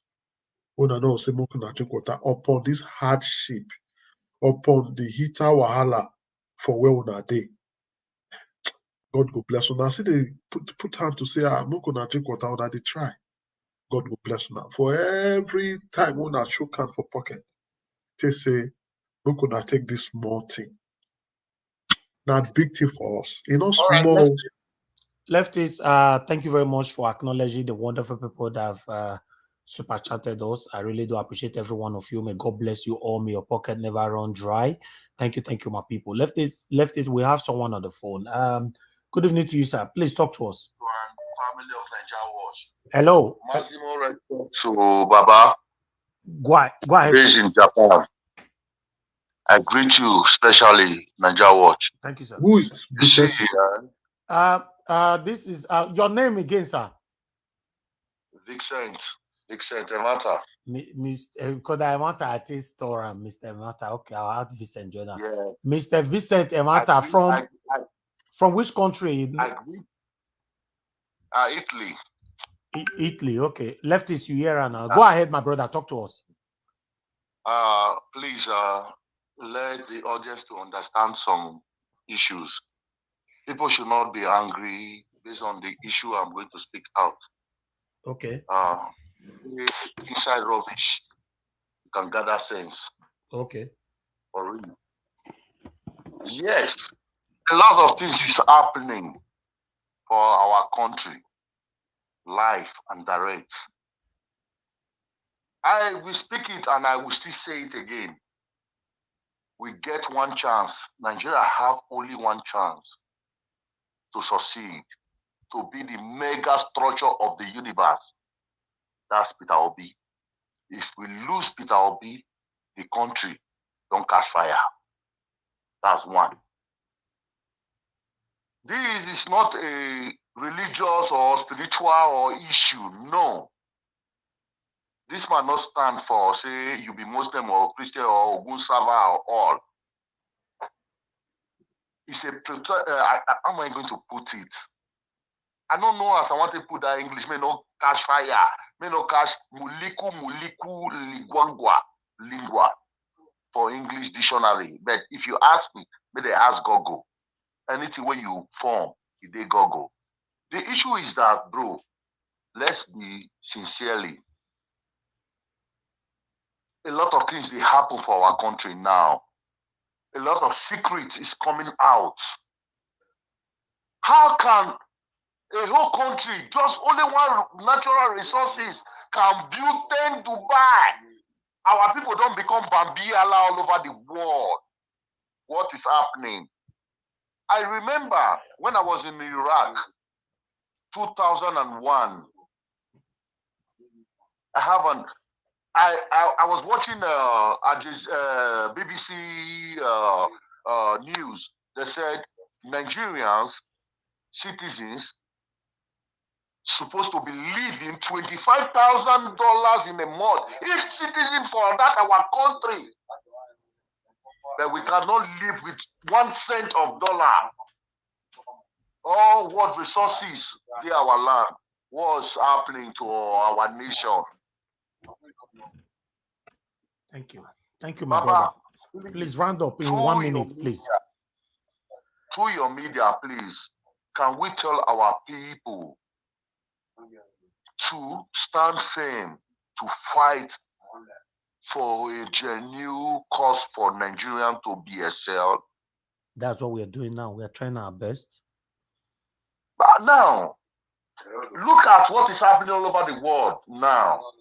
People in America, Canada, Asia, everybody they say vote Peter Obi because Nigeria is the last hope of the universe. If Nigeria fail, the world is end. The world don't end. Everybody will perish. Now, if Obi no enter power, let's wait for Armageddon war to come to this planet Earth. Now the people who did this planet go fight the war. Because when you go to the scriptures and find out, they said people will rise from the east, will rule with a rod. Go and check it in the Bible. Yes, even the Roman Catholic Church, they know that people are coming to rule with a rod. All right, thank you. Thing, if we lose it, thank you, my brother. Mr. Vincent, may God bless you. Thank you very much for your concern and your contribution. Thank you, sir. Thank you. You see what our brother is saying, Mr. Vincent Awanta is right. This is what Mr. Alex is always saying. So people oppose him. You know, he's always saying that if anything happened, there's any kind of manipulation in February, then the next thing are war. Sometimes people think that we're advocating war. We are not. But I don't know what is going to happen. And I don't think you expect Nigerians to fold their arms if there's any kind of manipulation in February by INEC. Hello, good evening to you. Your name and where you're calling us from. My name is Kate. I'm calling from Austria, Irengwe. Thank you very much, Madam Kate. Go ahead, talk to us. My brother, but make a cuckoo just use pidgin English because the way when my head they take hot for here. Simple and correct English. I'm not sure say go home my hanger. Me, I just cuckoo just speak pidgin English. More just pidgin talk am. The thing where me they talk be say why be say APC and PDP they always bring old papa they come make we they vote for them. Now waiting I not get. The answer is straightforward because they are satanic. They know what they are doing. Those two parties old are papa, satanic. Okay. Make you look this Tinubu. Tinubu get son. Why not bring his son come out? Okay, see this Atiku get son. Why not bring his son come out? Why did they always bring old people they can't give us? See Buhari will be old man now. Old papa, great grandfather, our forefather, now they go bring come make it the rule us. Because where all these governors, they want make it the rule, so that if they give them money, say make una take fees at those states, because of here do me wahi, make una take fees this one, make una take fees this one. These old people, they're not going to remember say they don't give government money, governor money. All these governors, they go hide this money. They're not going to do anything. Let me then they bring all those people, they come. Okay, God don't bless us now. We say, Peter Bill come sorry for you, us, for this suffer where we they suffer. Say, make it consider, they make everything for change. See now, all this cabal, they don't carry our country, they don't seize our country, they drive us enter streets. Mama, before you go, Mama, before you go, I want to make you talk about those of us where they abroad, where you did so, where Misty did so, where they talk saying as still APC and PDP, these old people, now they want. Send message, go give them. Any kind of message, send and go give them. Hello, all these people, when I'm not sure say they are from Nigeria. They people abroad. Will see they say they vote. People will say they say they vote for APC and PDP. I'm not sure say they be enemy of Nigeria. Yes. Because when I see how these people they take the route in all these days, anything not better for us. Now Libya, now I follow enter this country. Hunger won't kill me for Nigeria. No job, nothing. Now maybe the person will stand for front, they say talk back. To be sure, say maybe if Obaseki enter, all these gele support when he say won't build everything, we go see work, and nothing. My market born, everything scatter. Obaseki no minus. He go even come get people, make them come out barrel, make them still come they ask us money. And my enemy, they frustrated. The small when I get for store, now I say when I enter Libya, God can't help me, I feel can't enter this Austria. All this cabal, they don't seize our country, they just put inside Ezra. If you they go from Libya, you go they jump dead body, Nigeria people go they jump there, they pass. If they come, we go hide, some go die. Nothing to drink, nothing to eat. You understand me? A lot of people they die inside river. Okay. Because they don't already seize our country. This APC and APDP, they don't get anywhere where they won't lead us to lead us into destruction. So I'm not sure the normal human being where they this head go see they talk of APC and PDP. We want a change. We want make Peter Obi coming, make we see our country back, make we see that Nigeria where we did before, where we know they would think of to travel. Thank you. When we get comfortable, we want this country back. And then make anybody for abroad. No, they clap for these people. They don't want that they deceive us. Make we still see Peter Obi. And then not change that idea of APC and PDP. Thank you, nothing Mama. they work for, it's not working. Thank you very much for your wonderful contribution. Now, God bless you. Thank you. All right, we have another caller right here. Thank you, Mama. All right, we have another caller right here. Thank you very much for calling in. Hello, can you hear me? Hello, good evening. Yeah, good evening, sir. Your name and where you are calling us from? My name is Ophelia. I'm calling from Belgium. Okay, Mr. Ophelia, please talk to us. 2 minutes, sir. Yeah, I just want to say that I don't think actually there's anybody abroad that will sponsor PDAPC. No, we have many of them abroad that will ever sponsor PDAPC. Maybe they help them in doing money laundering, but there's no rightful thinking person living abroad that is enjoying all the benefits of being a citizen that would sponsor the evil going on in Nigeria. We know them. I can testify. I have many of them, sir. They are in this abroad. They live abroad. They have called through our broadcast here to counter us, to insult us. Some of them have joined our panel to insult us. So they are here. We have some of them. It's a big question. You have people that you have people who are benefiting from maybe they pick them on the streets and send them abroad. So they remain. If you have read the 46 laws of power, they pick people on the streets, empower them, so they are forever indebted to them. You understand? Yeah. Somebody picked you up on the street. They are like Tinubu did a lot of that with his drug money. He picked the talented people who can help him launder money abroad. People who can. He's still doing his drug business, just that in the arm of it now he has people working for him on the ground. But he's not actually doing it. He's not doing it physically, but he has people. He's still on the drug business, even till today. He's a drug king. But just that he has people doing it for him that that represents him there. So there are people who he has sent abroad on scholarship, or people who help him monitor his businesses abroad. Those are the people. I don't think there's any, because if you are abroad, you're part of this civilization here. You don't, where you know you live in a society where you don't have. I hate coming to Nigeria because anytime I come to Nigeria, it's like I'm living in a prison. Burglary proof everywhere. And you have to lock. And you have to be like. It reminds me of prison.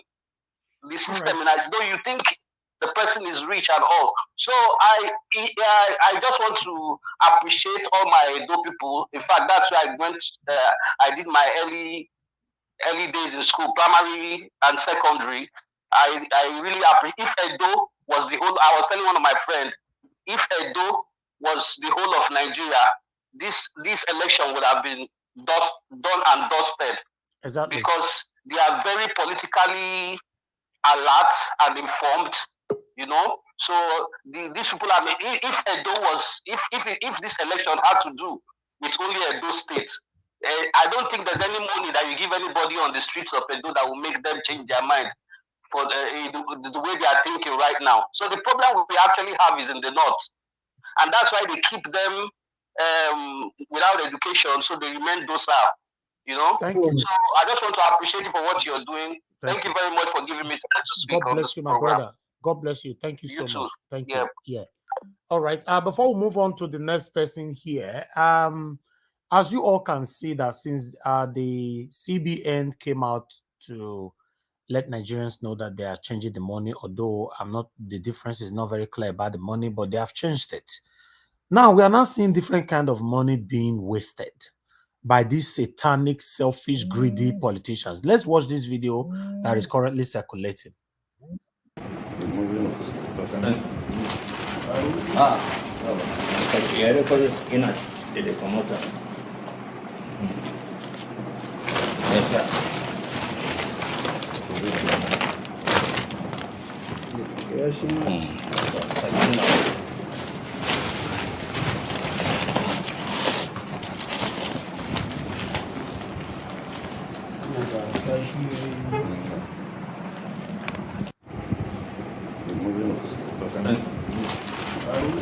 You all can see this is 1,000 naira note in a bundle of 1 million naira. One bundle there is 1 million naira.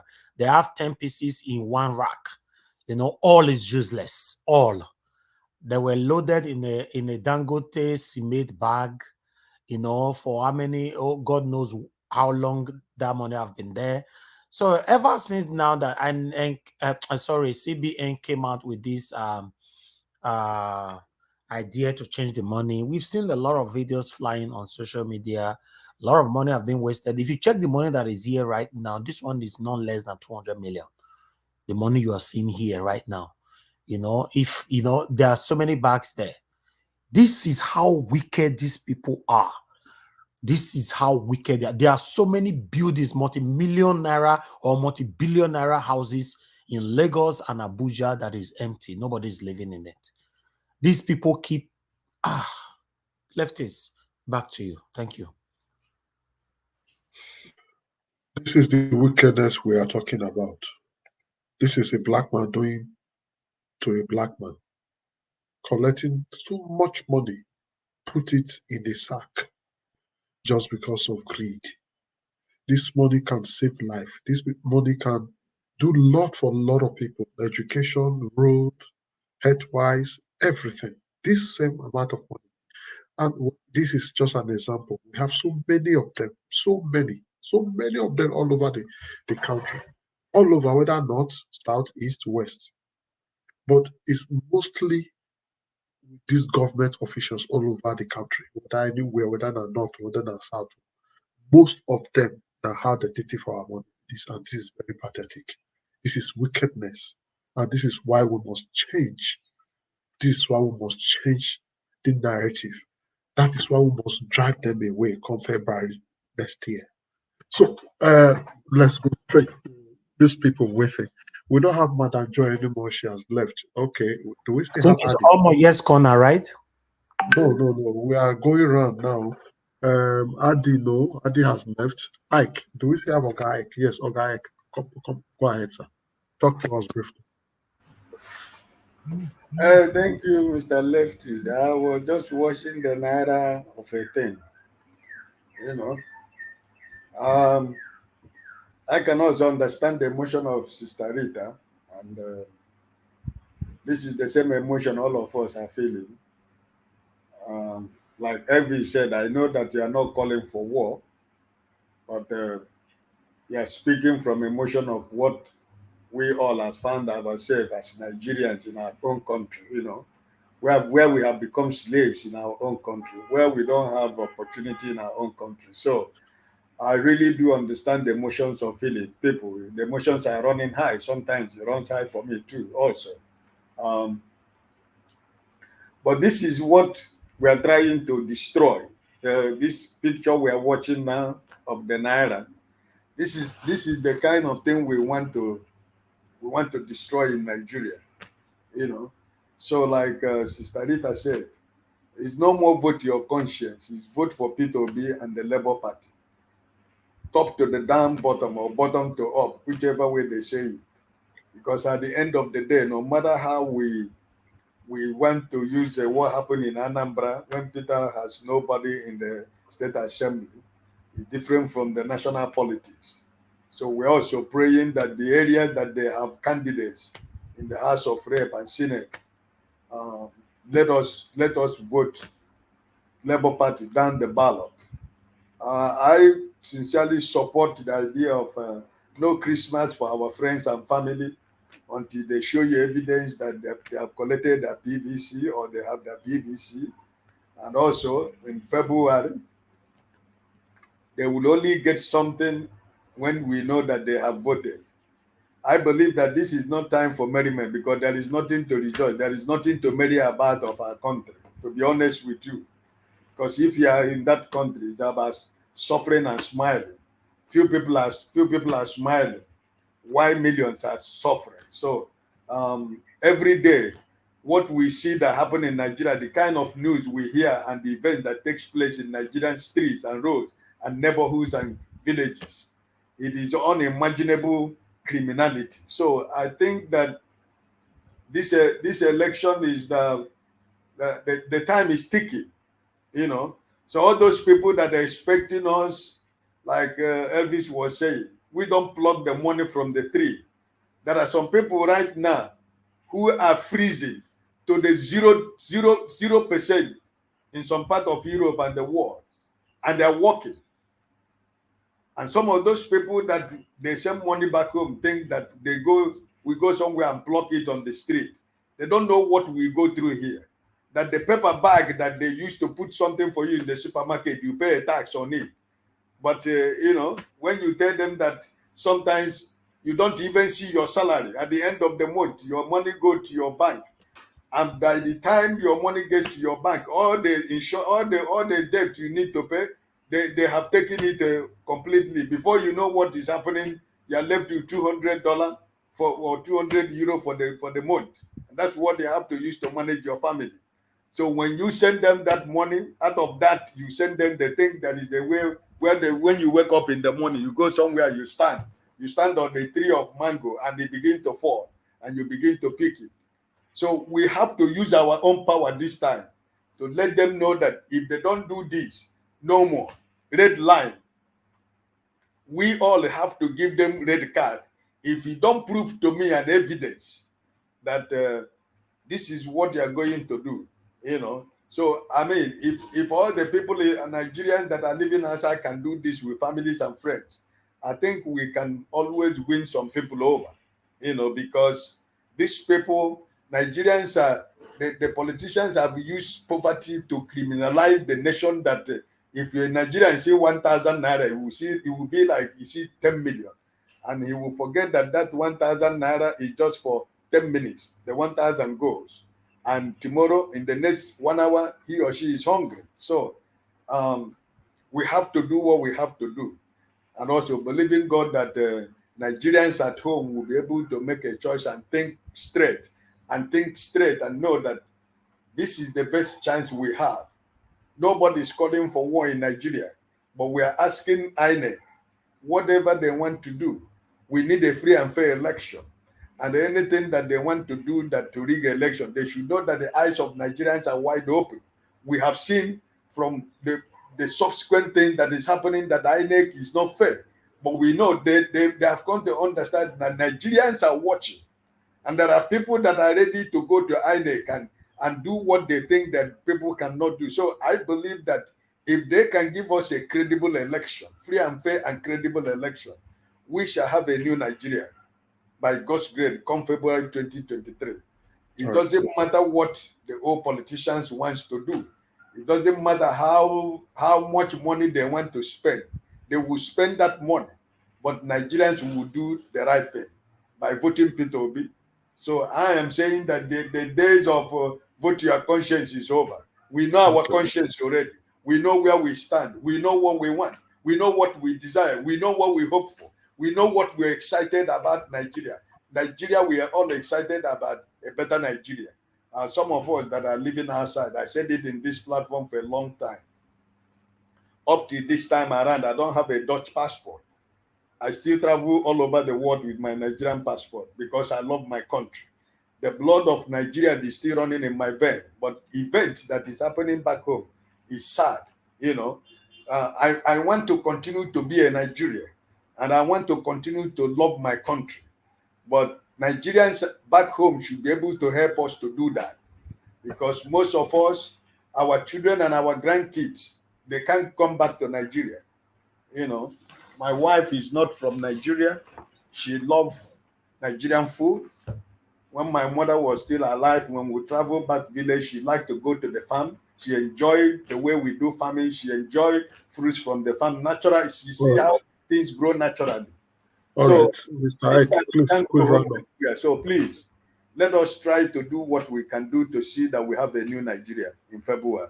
God bless you. Yeah, thank you very much. Thank you. We'll just go straight to Pharaoh. Pharaoh, talk to us. Ogame Adeye, now these people, they are spoken twice. I've heard that name twice. You came when they were talking. They already, I'm following the list. You not come since now. I just get to follow the list. You come when they already start. That's what I know when Pharaoh spoke. I was here. So, but he can continue anyway. I'm just following the list, sir. I have a list I'm following here. Because we did another video, and it's that video where we start from the top. So I guess you were not here when we were doing the video. I knew when you came. So after Pharaoh, Lefties, I think Midwest people are supposed to talk after Pharaoh, Madam Rita. But that one has left. Then you, Midwest. In fact, I follow my list. So please, I know when. All right, let's move on, Lefties. Let's continue. Let Pharaoh speak, but he has spoken. I don't like when you before, interrupt and to I say was here. I'm here. I've not called you. I'm doing it the way it should be. If Nigeria can do this, it will work. Pharaoh, talk to us.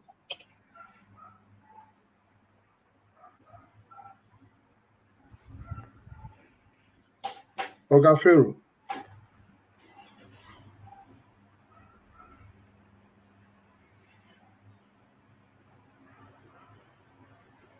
So let's move on to the next person. Pharaoh is not available right now. It's like Pharaoh is not available. Then if Pharaoh is not available, then it is the turn of Midwest, because Sammy is not here. So Midwest people, talk to us. I greet everybody, both listeners and those who have contributed so far. One thing I want to say is that we should encourage our people to get their PVC. And at the same time, we have to have one thing in our mind, that APC as a party, and PDP, they want this power by hook, because they understand very well that they have lost their balance. Because this is not what they expected. They were expecting the game between both of them, but now something has just happened. And again, we as particularly Edo, we should be prayerful, because we shouldn't expect Nigeria to split into crisis because of this election. And currently, those that are leading us, the governor he doesn't have his people in his mind. That would be very, very, very dangerous for our people, because we don't know where Nigeria is shifting to. We hope for peace. And again, all of us should join hands and pray for that peace, because we are talking about countries where as a citizen, we do, or nationalities or ethnic nationalities that make up Nigeria, we all have interest of one way or the other. And we also have interest as a country. But here comes also international community who also have interest about our country. So we should be praying for peace, and hopefully by the grace of God, Peter Obi will win peacefully and power will be, transferred to him. Even during Jonathan and this man that is currently ruling, everybody was worried. We were thinking maybe, but God also intervened. It was peaceful. And I hope that day everything will be peaceful and they will also transfer power to him, because originally on ground, it is obviously clear that PDP and APC, they have lost already. All they have to do now is to see how possible they can manipulate, because the statistic on ground is very clear that Peter Obi have defeated these people. It's just by God's grace that someone emerged from nowhere, and they thought it's just social media. Now on ground is shaking. So that is it. And for we who are saying maybe there will be crisis, we need to pray, because Nigeria is a country that was founded upon the interest of foreign people who just came in to destabilize everywhere.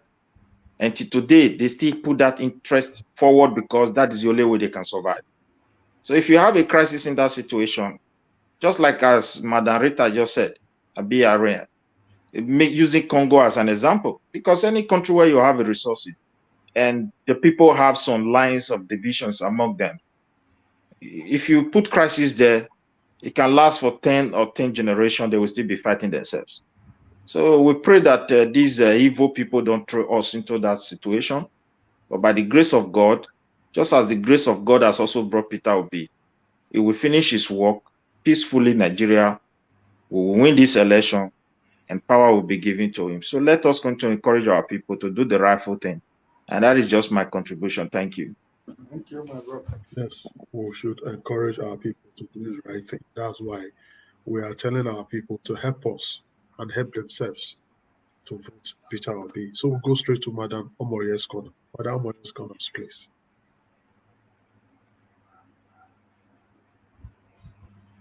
Madam Omoye's corner. Hello, everyone. Can you hear me?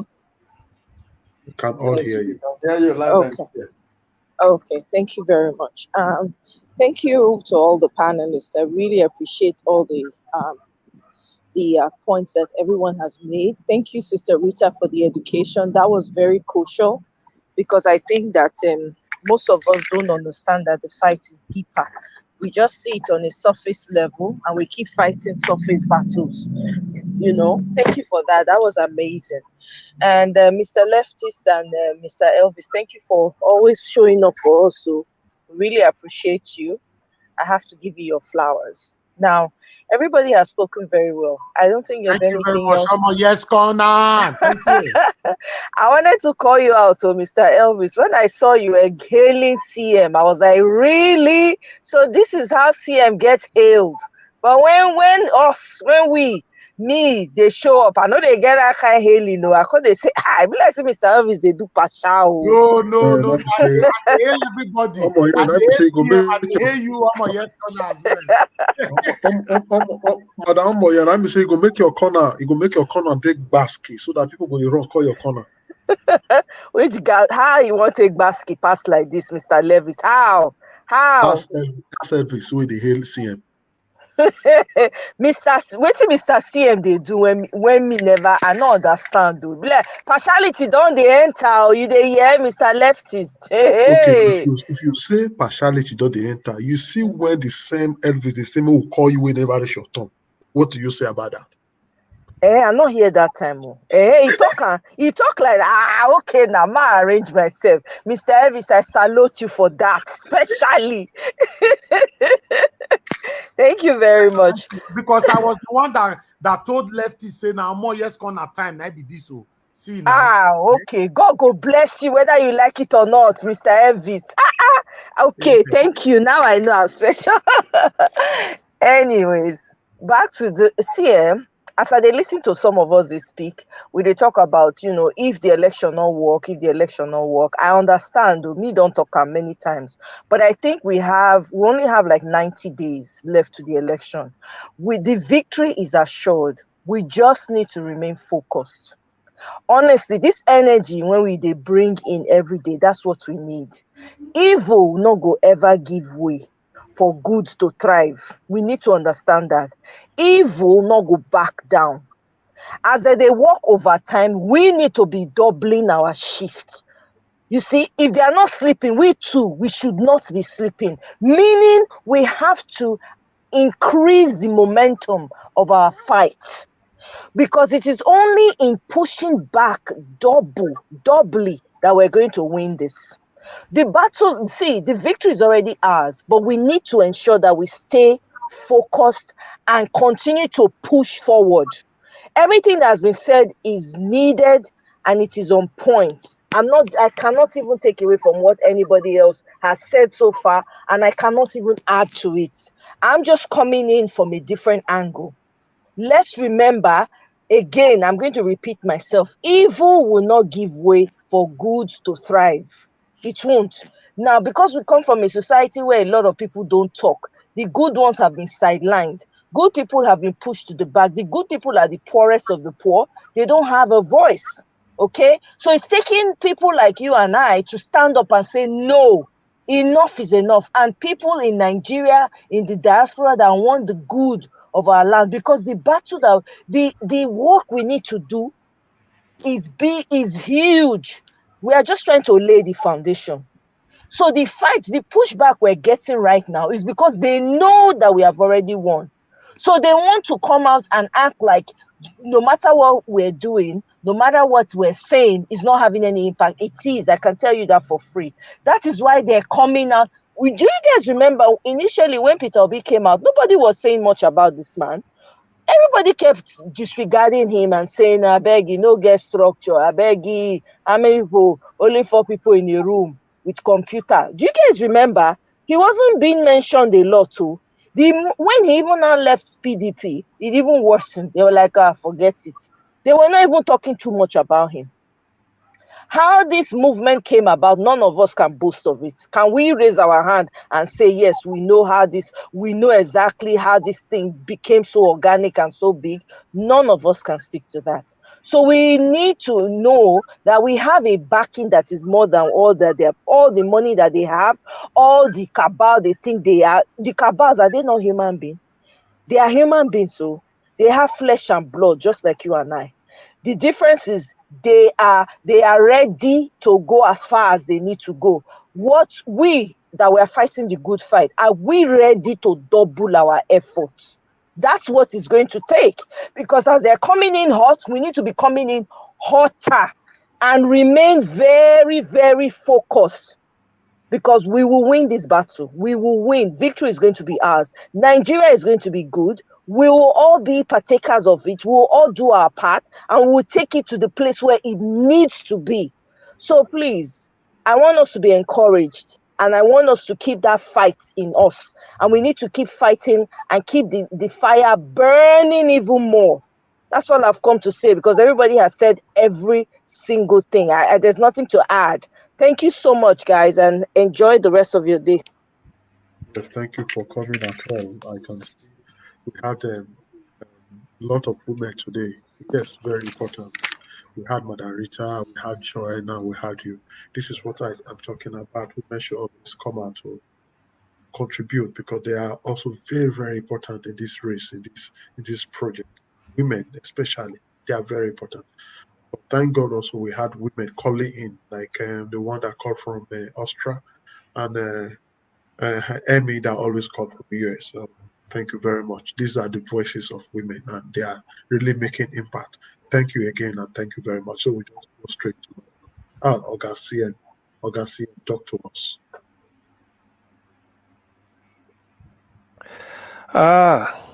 Thank you very much. Good evening, everybody. Sorry for I'm late again, not for obvious reasons. Well, the thing I need to say very briefly is it is not for nothing that God preserved the P2B till this day. Abraham Lincoln said God brought him into this world for a purpose. When he became the president of United States at the age of 50 in 19, I think that was 1863. So P2B, God brought him into this world for a purpose, and that purpose is now. Which brings me to what options do we have? One, of course, Marco Polo. Marco Polo. Is it? Sorry, what is the man? The author of this book called Prince, Niccolo Machiavelli. He said the hardest thing in life is to bring about the new order of things, because those people who are benefiting from the old order must try everything possible to resist it. So that is the battle that this election. That is what this election is all about. You see, ordinarily, when they say opinion poll, or you take a sample, or if our Nigerian journalism is not jaundiced, they should have known just by mere looking at, just open your door in the morning and look out. The election has been won and lost. P2B is the man. That is what everybody wants. But because Nigeria, the way they do things, all this old brigade, they will never agree. They still want to hold the people down, despite the fact that not only are we the poverty capital of the world, we are even a terror. That is a country in which 4 terror groups have taken residence. Look at the cost of living. Somebody said a bag of rice is 50,000, and this is November. Do you know what it will be by December 20? So when you see all this type of thing, then you now start to wonder, what really do Nigerians want? Of course, Nigerians want a better way of living. They want a improved way, improve their measure in their daily lives. But we must try as much as possible, because somebody said that if you want gold, you must dig deeper, because you can't find gold on the surface. So for us to push P2B across the line, we have to do some sacrifices. We have to resist all monetary inducement. By now, I'm talking to those people who, an average Nigerian voter. You will be induced. Even those you think that wouldn't talk to you will talk to you. We promised all manner of heaven and earth. But remember, this Nigeria, like I keep saying, or P2B, like I keep saying, is Nigeria's last chance. We all know this. That was why God brought him. God helped those who help themselves. God also help those who cannot be able to help themselves. In our own case, we've not been able to help ourselves given the choices we've been making since 1999. We've tried PDP, all these criminal rogues, tried APC, and things are getting worse. Suddenly, you now see a man who is coming up with a brand new message, a clean break from the past. From what he's saying, you look at him, he's like he's not cut from the same cloth from the people that has been handling the affairs of the country. So all we need to do is we put him in our prayers that every weapon fashioned against him will never prosper or never come to fruition. They might try to attempt to do him harm, but it won't work. In the end, he will go over the line and then establish, give us a new ray of hope, which he has promised, and I know he won't fail, given his antecedents and what he has done in the past. Yes, the young shall grow, but the old must die. I think I argued somewhere that I don't know why all these people, the so-called generals holding us, not that I'm wishing, sometimes you might not say, um, uh, um, somebody might say, don't wish somebody evil, but God, those people should have died away now, so that the old, because if you plant a corn and you did not remove the weed, the corn may die. Much as you like the corn to, you have to remove the weed. If you didn't weed your farm, then the the corn will die. So God, there's no, and pray God, let me say it openly, God, for you to bring out P2B, who is the corn that we want to harvest, then we have to remove the weed now that will disturb P2B from growing. So these weeds are all these criminals that have been holding us hostage. They sleep and not wake up, like Abacha slept and then the matter was settled. It's true, because I'm not being selfish. For somebody to corner, okay, look at the video clip Niger Watch showed us. These are tens of millions of naira rotting. This could have been used to establish by at least maybe 1,000 what is it called, tractors. Use it to do a mechanized farming to bring out the cost of gari and cost of beans and cost of yam. This could have been used to even say, okay, for a particular session, nobody should pay school WAEC fee. Let me use it to pay them to relieve the people. Or you go to the market and do it openly. And then all these people selling something, you help them. You can, there are some, I mean, I don't need to belabor it. There are a lot of things that money could be used for, but these are ill-gotten wealth. In the end, look at what we are seeing. This is a national money stolen from, taken from the treasury, stolen, kept somewhere, and now it's rotting because they want to change money. So for people doing this type of thing, there's no need, God, let us even, the prayer now should be, let the old die. Or when I mean the old, these are the old brigade, people keeping us down. Lord God, let them sleep and not wake up so that the corn we planted will be able to grow and grow well. All this idea that, we keep pampering, somebody told me that after in Nigeria, it's no more than about a country of about, say, let's say 200 million. If you have 200 million naira and somebody is asking you for give to part with 1 naira, 1,000 naira, you won't feel it. So out of 200 million people, it's not up to 1,000 that should sleep and not wake up, and then the country will know peace, and then we move. So this is the way you have to channel our, our prayer this time. The young shall grow, we know, but the old must die. And this old brigade, they must go away. However, and this is a big however, in life, things do not just work out the way you plan it, because even if they have to resist.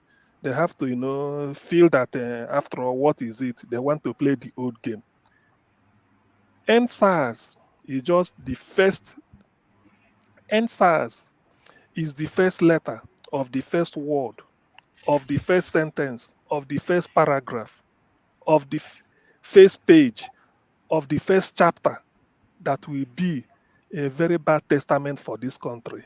If they attempt, whether with the collusion of INEC, or they use the security apparatus to come and do one type of evil, that will just be a child's play. Anyway, they know they can't try it because it's so obvious. This is not a case, this is a battle that nobody can stop. And I know the Western world, given the way they look at things, they can't contain the amount of refugee that will spill over. That is why they are that is why they are playing one type of game to make sure Nigeria is in whatever it is. Let them be combusting inside so that the thing do not come outside. So part of the thing they will do, part of the thing is to make sure that even before the voting, the people has voted, the people have made their choice. Any attempt to deprive P2B opportunity to to go over the line. Of course, they know we dare not. If it's better contemplated than witnessed. That brings me to some of the disappointment I'm having, in which something like for P2B to go and campaign, you will be denied the venue. Even if they do it in some of these feudal states that still believe that you must vote according to religion. I'm disappointed that the headquarters of Obedient Movement, the governor of Edo State, and Obaseki, of all people, we even indulge in that type of criminal behavior, depriving Obi of opportunity to address the people the day they organized a rally in Edo State. The same thing happened to the one in Bonny State called Devil Omahi. And all these things will be taken care of. So when people are playing this type of thing, they feel that they want to maintain the old order. I'm afraid the level of suffering people are going through, the consciousness of people have been awoken in the sense that people now know that, look, we've been making mistakes in the past. Because of the coming of this man, this is Nigeria's last chance, and they know it. So all I'm trying to summarize is, one, we should not be discouraged in whatever way, shape, or form. Nothing good comes easy. It is true we are going through a hard time now. Like somebody will say, the darkest part of the night is early in the morning. In the evening, it start getting dark. When it gets when it's pitch darkness, the next thing you see is sunshine. Daylight. So What we are witnessing now, I think we should be doing countdown. And somebody said it's about 90 days to push Obi across the line. We will be saying that while we are hoping that Obi is the corn we want to harvest, we're also praying that all the weed disturbing him should die off. Because without you weeding your farm, you can't get a good harvest. So if people interpret it the way they want, so be it. Because there's no need you being alive and being a liability to future generation. Like Obi said, they've stolen their own, stolen the present generation, and they are now stealing the future of their great grandchildren or unborn children. So that shouldn't happen now. This world, you have to live and let others live. You've tried your past and they will allow you. So at this point now, all those nonsense, that's why I don't want to go into details of who is doing what. The prayer point now should be, let all this brigade give way. Let them not even see 2023 or the next handover. Whoever the person might be, those people that have held Nigeria down, we should not want it again, so that Obi will be soaring as the eagle the way he is, because that is the future of the country. That is the future of the youth. I mean, for 200 million people to be scattered all over the world, and you know what it means, scavenging for food, when we have all that it takes to sustain the whole of Africa. I mean, that's not a child's play. So in all said and done, I urge Niger Watch to keep doing the right thing. We come here, we give each other hope, console each other, sort of express hope and desire that we're on the right path. However, and again, let me put this thing.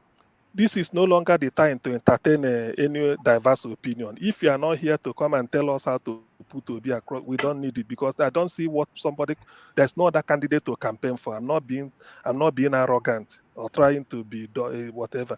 There's no other person to come and campaign for them, for somebody to anyway. I've not, in the recent times, I've not had people coming here to come and promote one type of criminal or the other. So that says it all. I think they've been taking their lesson from the turn of events. So right now, with eye on the ball, with prayer, God, come and do it. We want to be across the line, but we want all the weed that will disturb him from going. Let them die off. This is no longer a case. Let them die off, so that we'll be announcing the obituary every day. Those people will just go. After all, they are vegetable. They are no longer of any use. Being a product of biology, according to Justice Ayu Rikefe, that is man. So the longer you stay in this world, the more useless you become to your children, and they'll be wondering when shall this old man go. So that is it. We need our eye on. I'm really happy that the turn of events, the awareness about Obi presidency is now raging like wildfire. Even those that we are initially against it, they have now come into sense that there is no option. It's either Obi or nothing. It's either Obi or Obi. Let me put it this way. Thank you. Let All me right. yield the floor. So yeah, okay. I was almost calling on you so that other people come. So before we round up, we only have one person left. Oh, two persons. Breadman just joined us. Oga Chas. Oga Chas, talk to us. Then Breadman, they will be rounding up. Yeah, thank you, Mr. Niger Watch.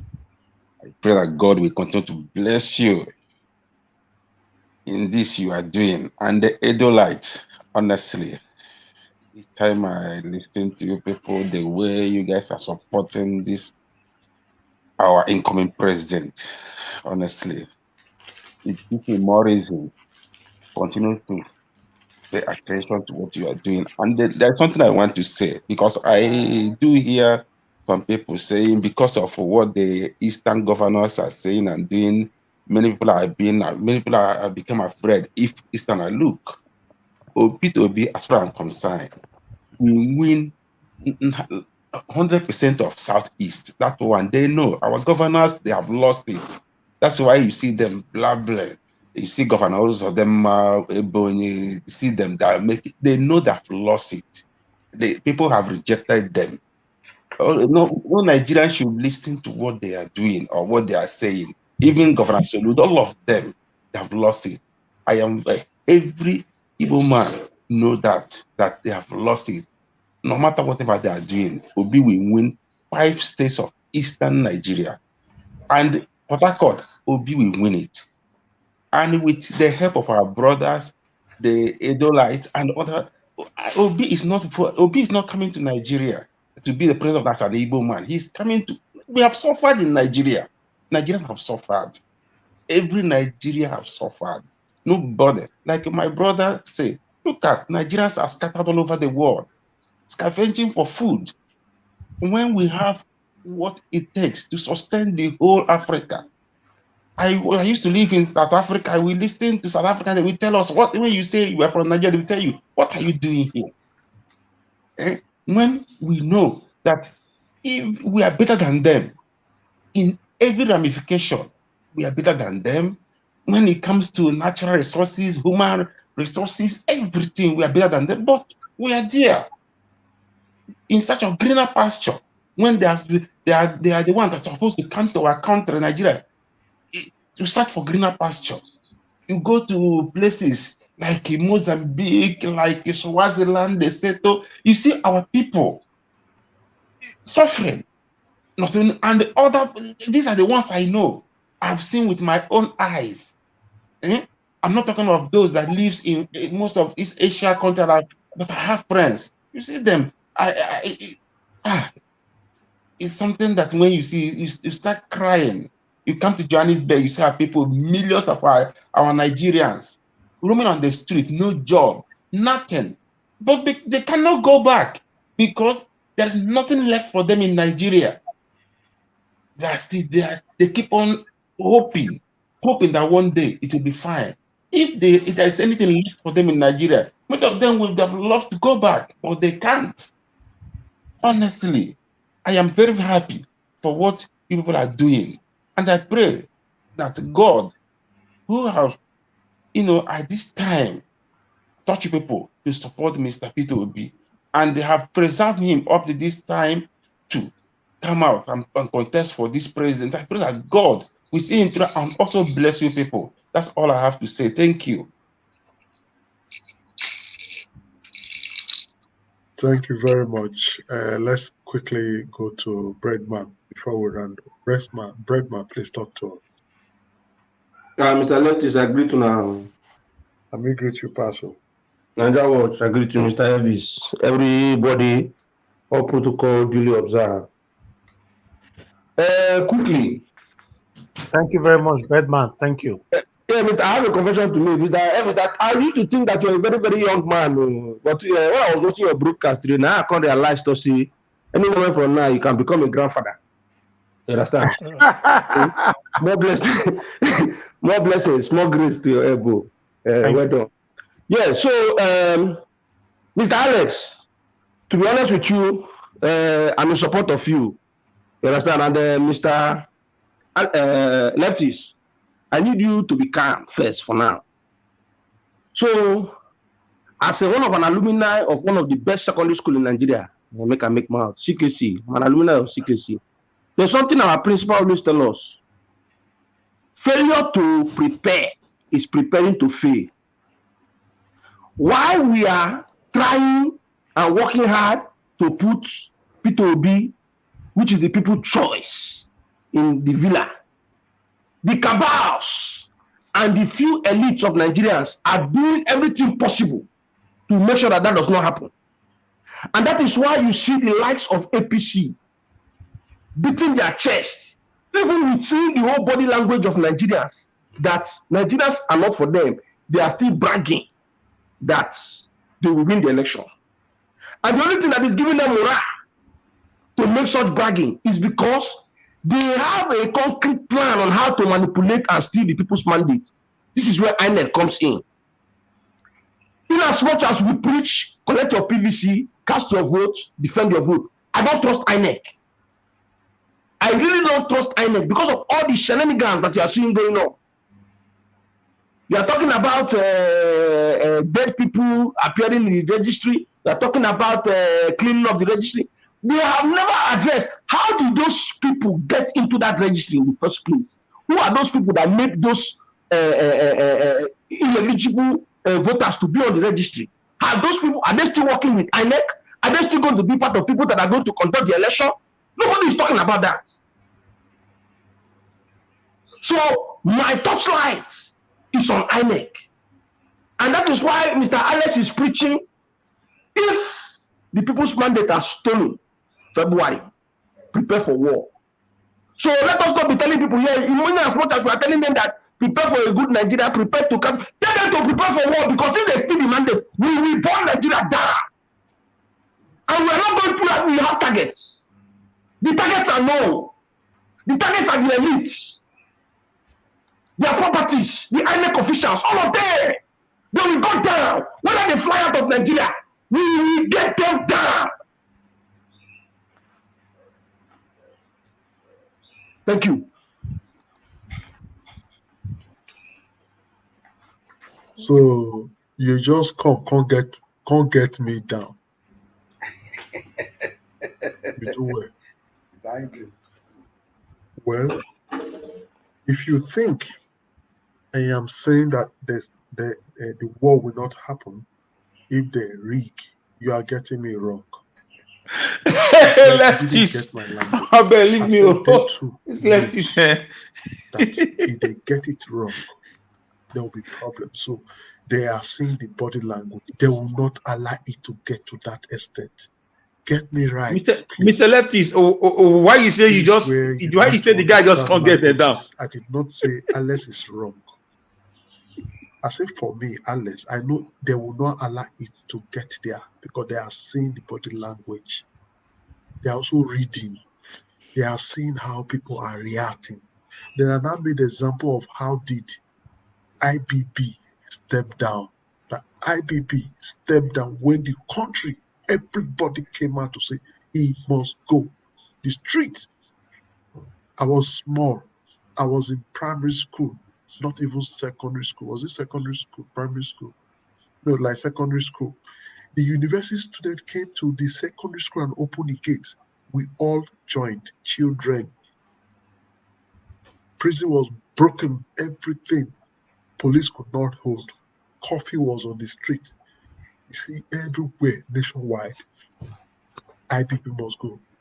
It was nationwide, everybody. IB had no choice. The country was burning. He had to say he stepped down. That is what I mean by they are also reading the body language of the people, that the people shouldn't relent, they should continue. What they are saying is glaring. It's not what you can manipulate. Get it right. I said they will not allow it get to that because it is clear. So don't misquote me. We all know that if they change it, they try it, there's going to be war, problem. I'm not saying there's not ever going to be problem. If I have the opportunity, myself, I go tie bomb for my body. I swear. No lie, all of us will die someday. Sacrifice must be done for things to get better. The more you fear, the more they take over you. I swear. Forget fear.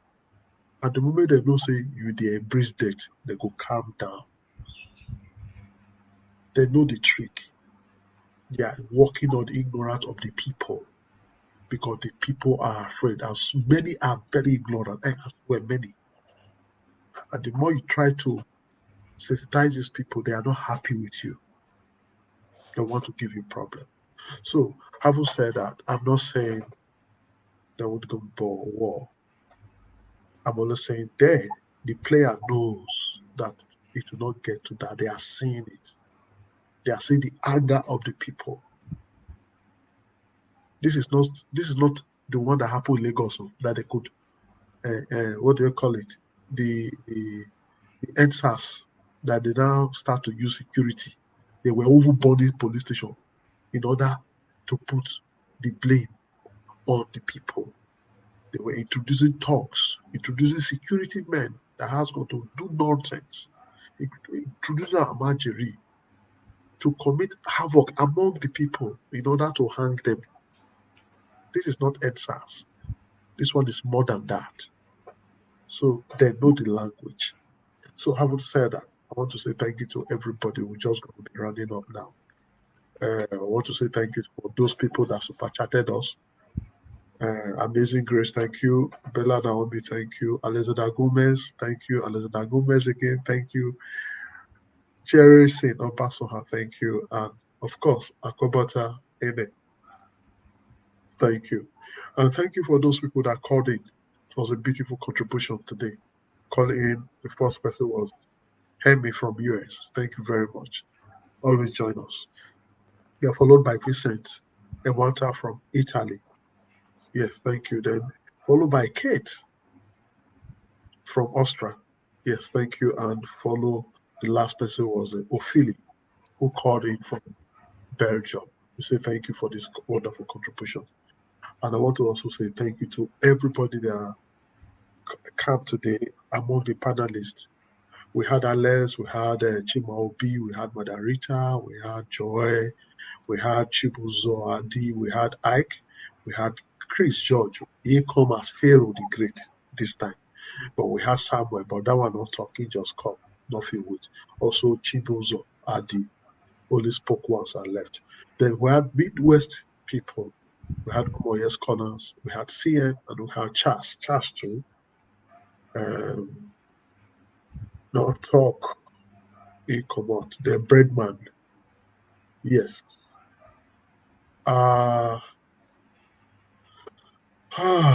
Everybody on the comment section that did perfectly well. Your contribution were all carried, except the contributions of Michael Okere that is saying that the money could be capital money. Michael Okere, I purposely did not want to react to your submission, but I will want to quickly make you understand that capital money shouldn't be illegal. You said if you take this money to the bank, the government will go after you. Then if the money is real, why are you hiding it? Why will government go after you for pure money? It is illegal money that you hide. Illegal money that you cannot tell the source of it. I tell you that money was stolen. It's not capital money, it's not business money. Business money is in the bank. And if at all you want to keep business money in the house, you will not allow it to get rotting. Business money go to the market and come back. It goes to the market and come back. Business money is not buried. It's not dead body. It's not dead money. You see, those money were dead money, meaning it was stolen and kept millions. So Michael Okore, please, let's be wise and let always say the truth the way it is. Let not try to hide bad things or support bad things. It is obvious. See how rotty? It's not business money, it's stolen money. So on that note, I want us to take 1 minute for those of us that is here to give our final submission, then we're going to call it a day. So I'll just be starting from those of us that is here. Mr. Alex, please, your 1 minute. Yes, thank you, Mr. Leftis. Can you hear me? Yes. And those are not the hear you. Okay. I want to say, guys, it's a fight of our life. We have to keep fighting. We are winning. I'm listening to you from other source. I'm not hearing you from here. We are winning, and they are already afraid. They are just backing because they've lost it all. And also, like I said before, anything is possible. We must not be scared this time around. We must face it headlong at the local government, collect your PVC, vote and defend your vote. And hopefully they don't tamper with the results. If they do, be prepared to do what other states are doing. I'm not the only one talking like this. The whole nation is talking like this. We have frustrated graduates who cannot access job, frustrated people, even ladies are ready to come in this time. So guys, we are doing a great job. Let's hope for the best and be prepared for the eventuality. Thank you and God bless you.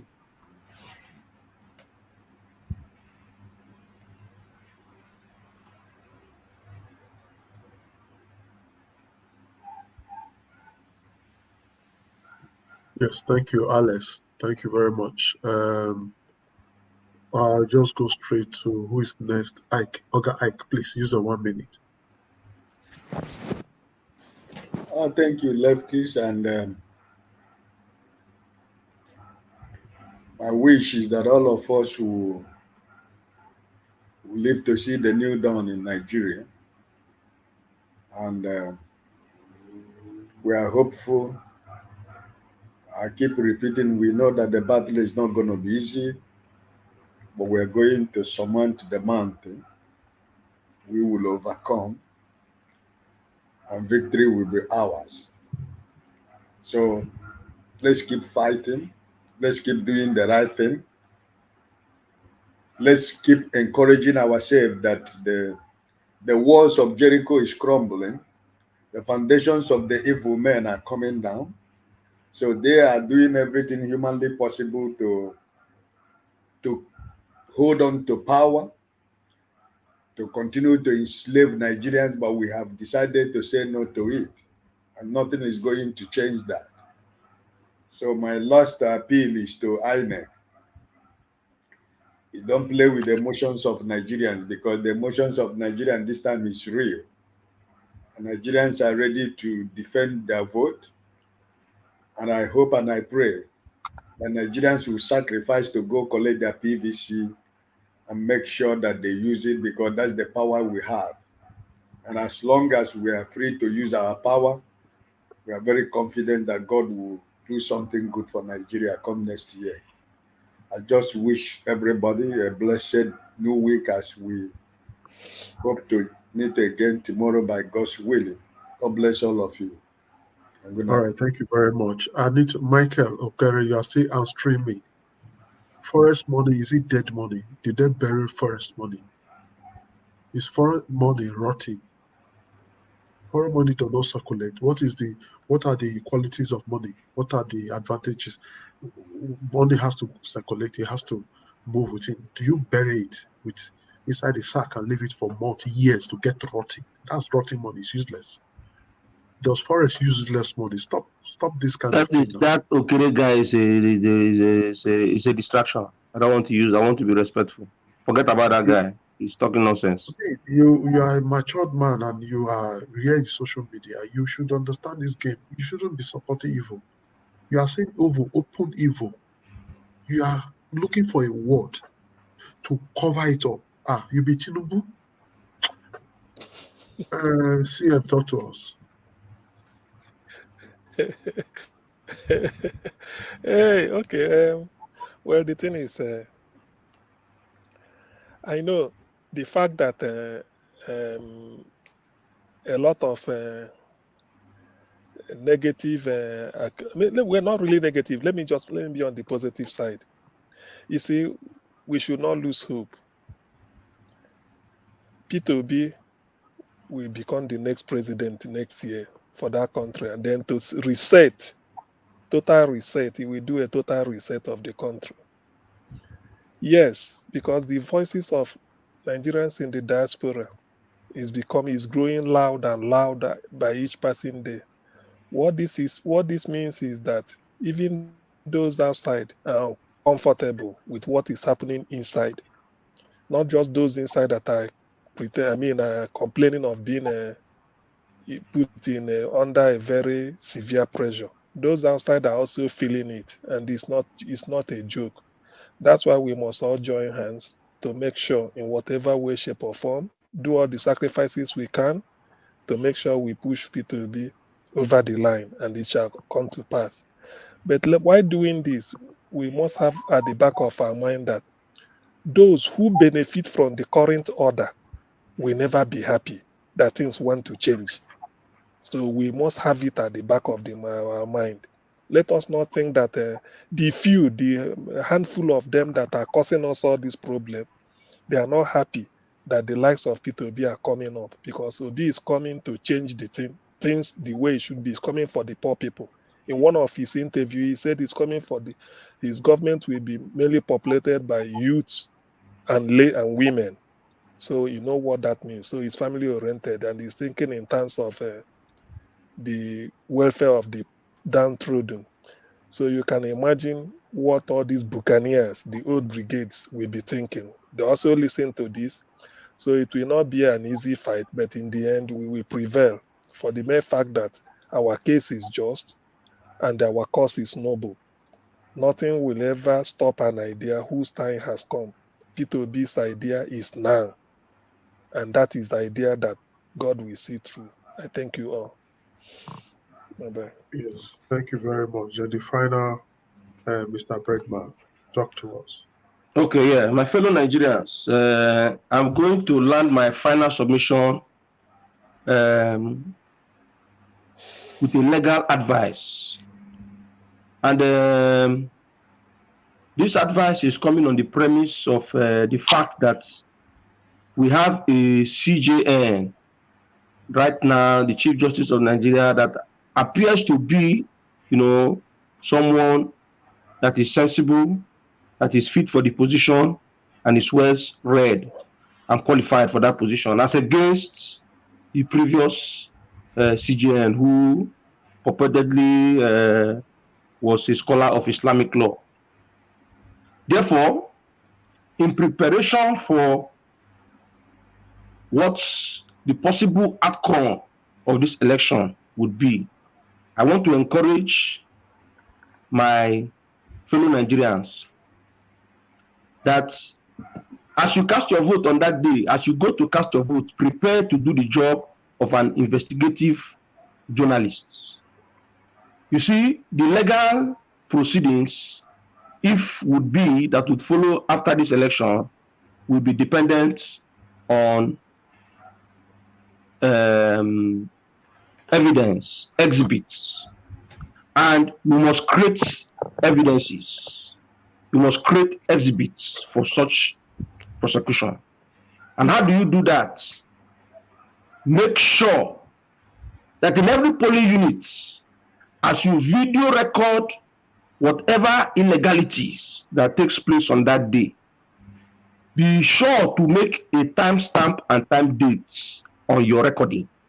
So if you are in Edo State, you say this is Edo State on your recording, you mention the name of the polling unit, you mention the date and the time on your recording as you are making that video recording. Those clips across Nigeria are going to be used if this the outcome of this election needs to go to any further, legal proceedings, so that we use that as exhibit, because we know that we cannot rely on the conventional media, because they are compromised from top to bottom, with the exception of few, like people of Rufai and his likes. So I want to encourage everybody on that day when you go, you are going to cast your votes, you are going to observe your votes, and you are going to do the work of an investigative journalist by taking a video of whatever irregularities that you find and making sure that you name the states, the polling unit, the ward number, the date, and the time of your recording. Thank you. Yes, thank you very much. Yes, we're going to be running up. Tomorrow is Monday. Please join us as we start our broadcast with a newspaper review in the morning, which is very, very important.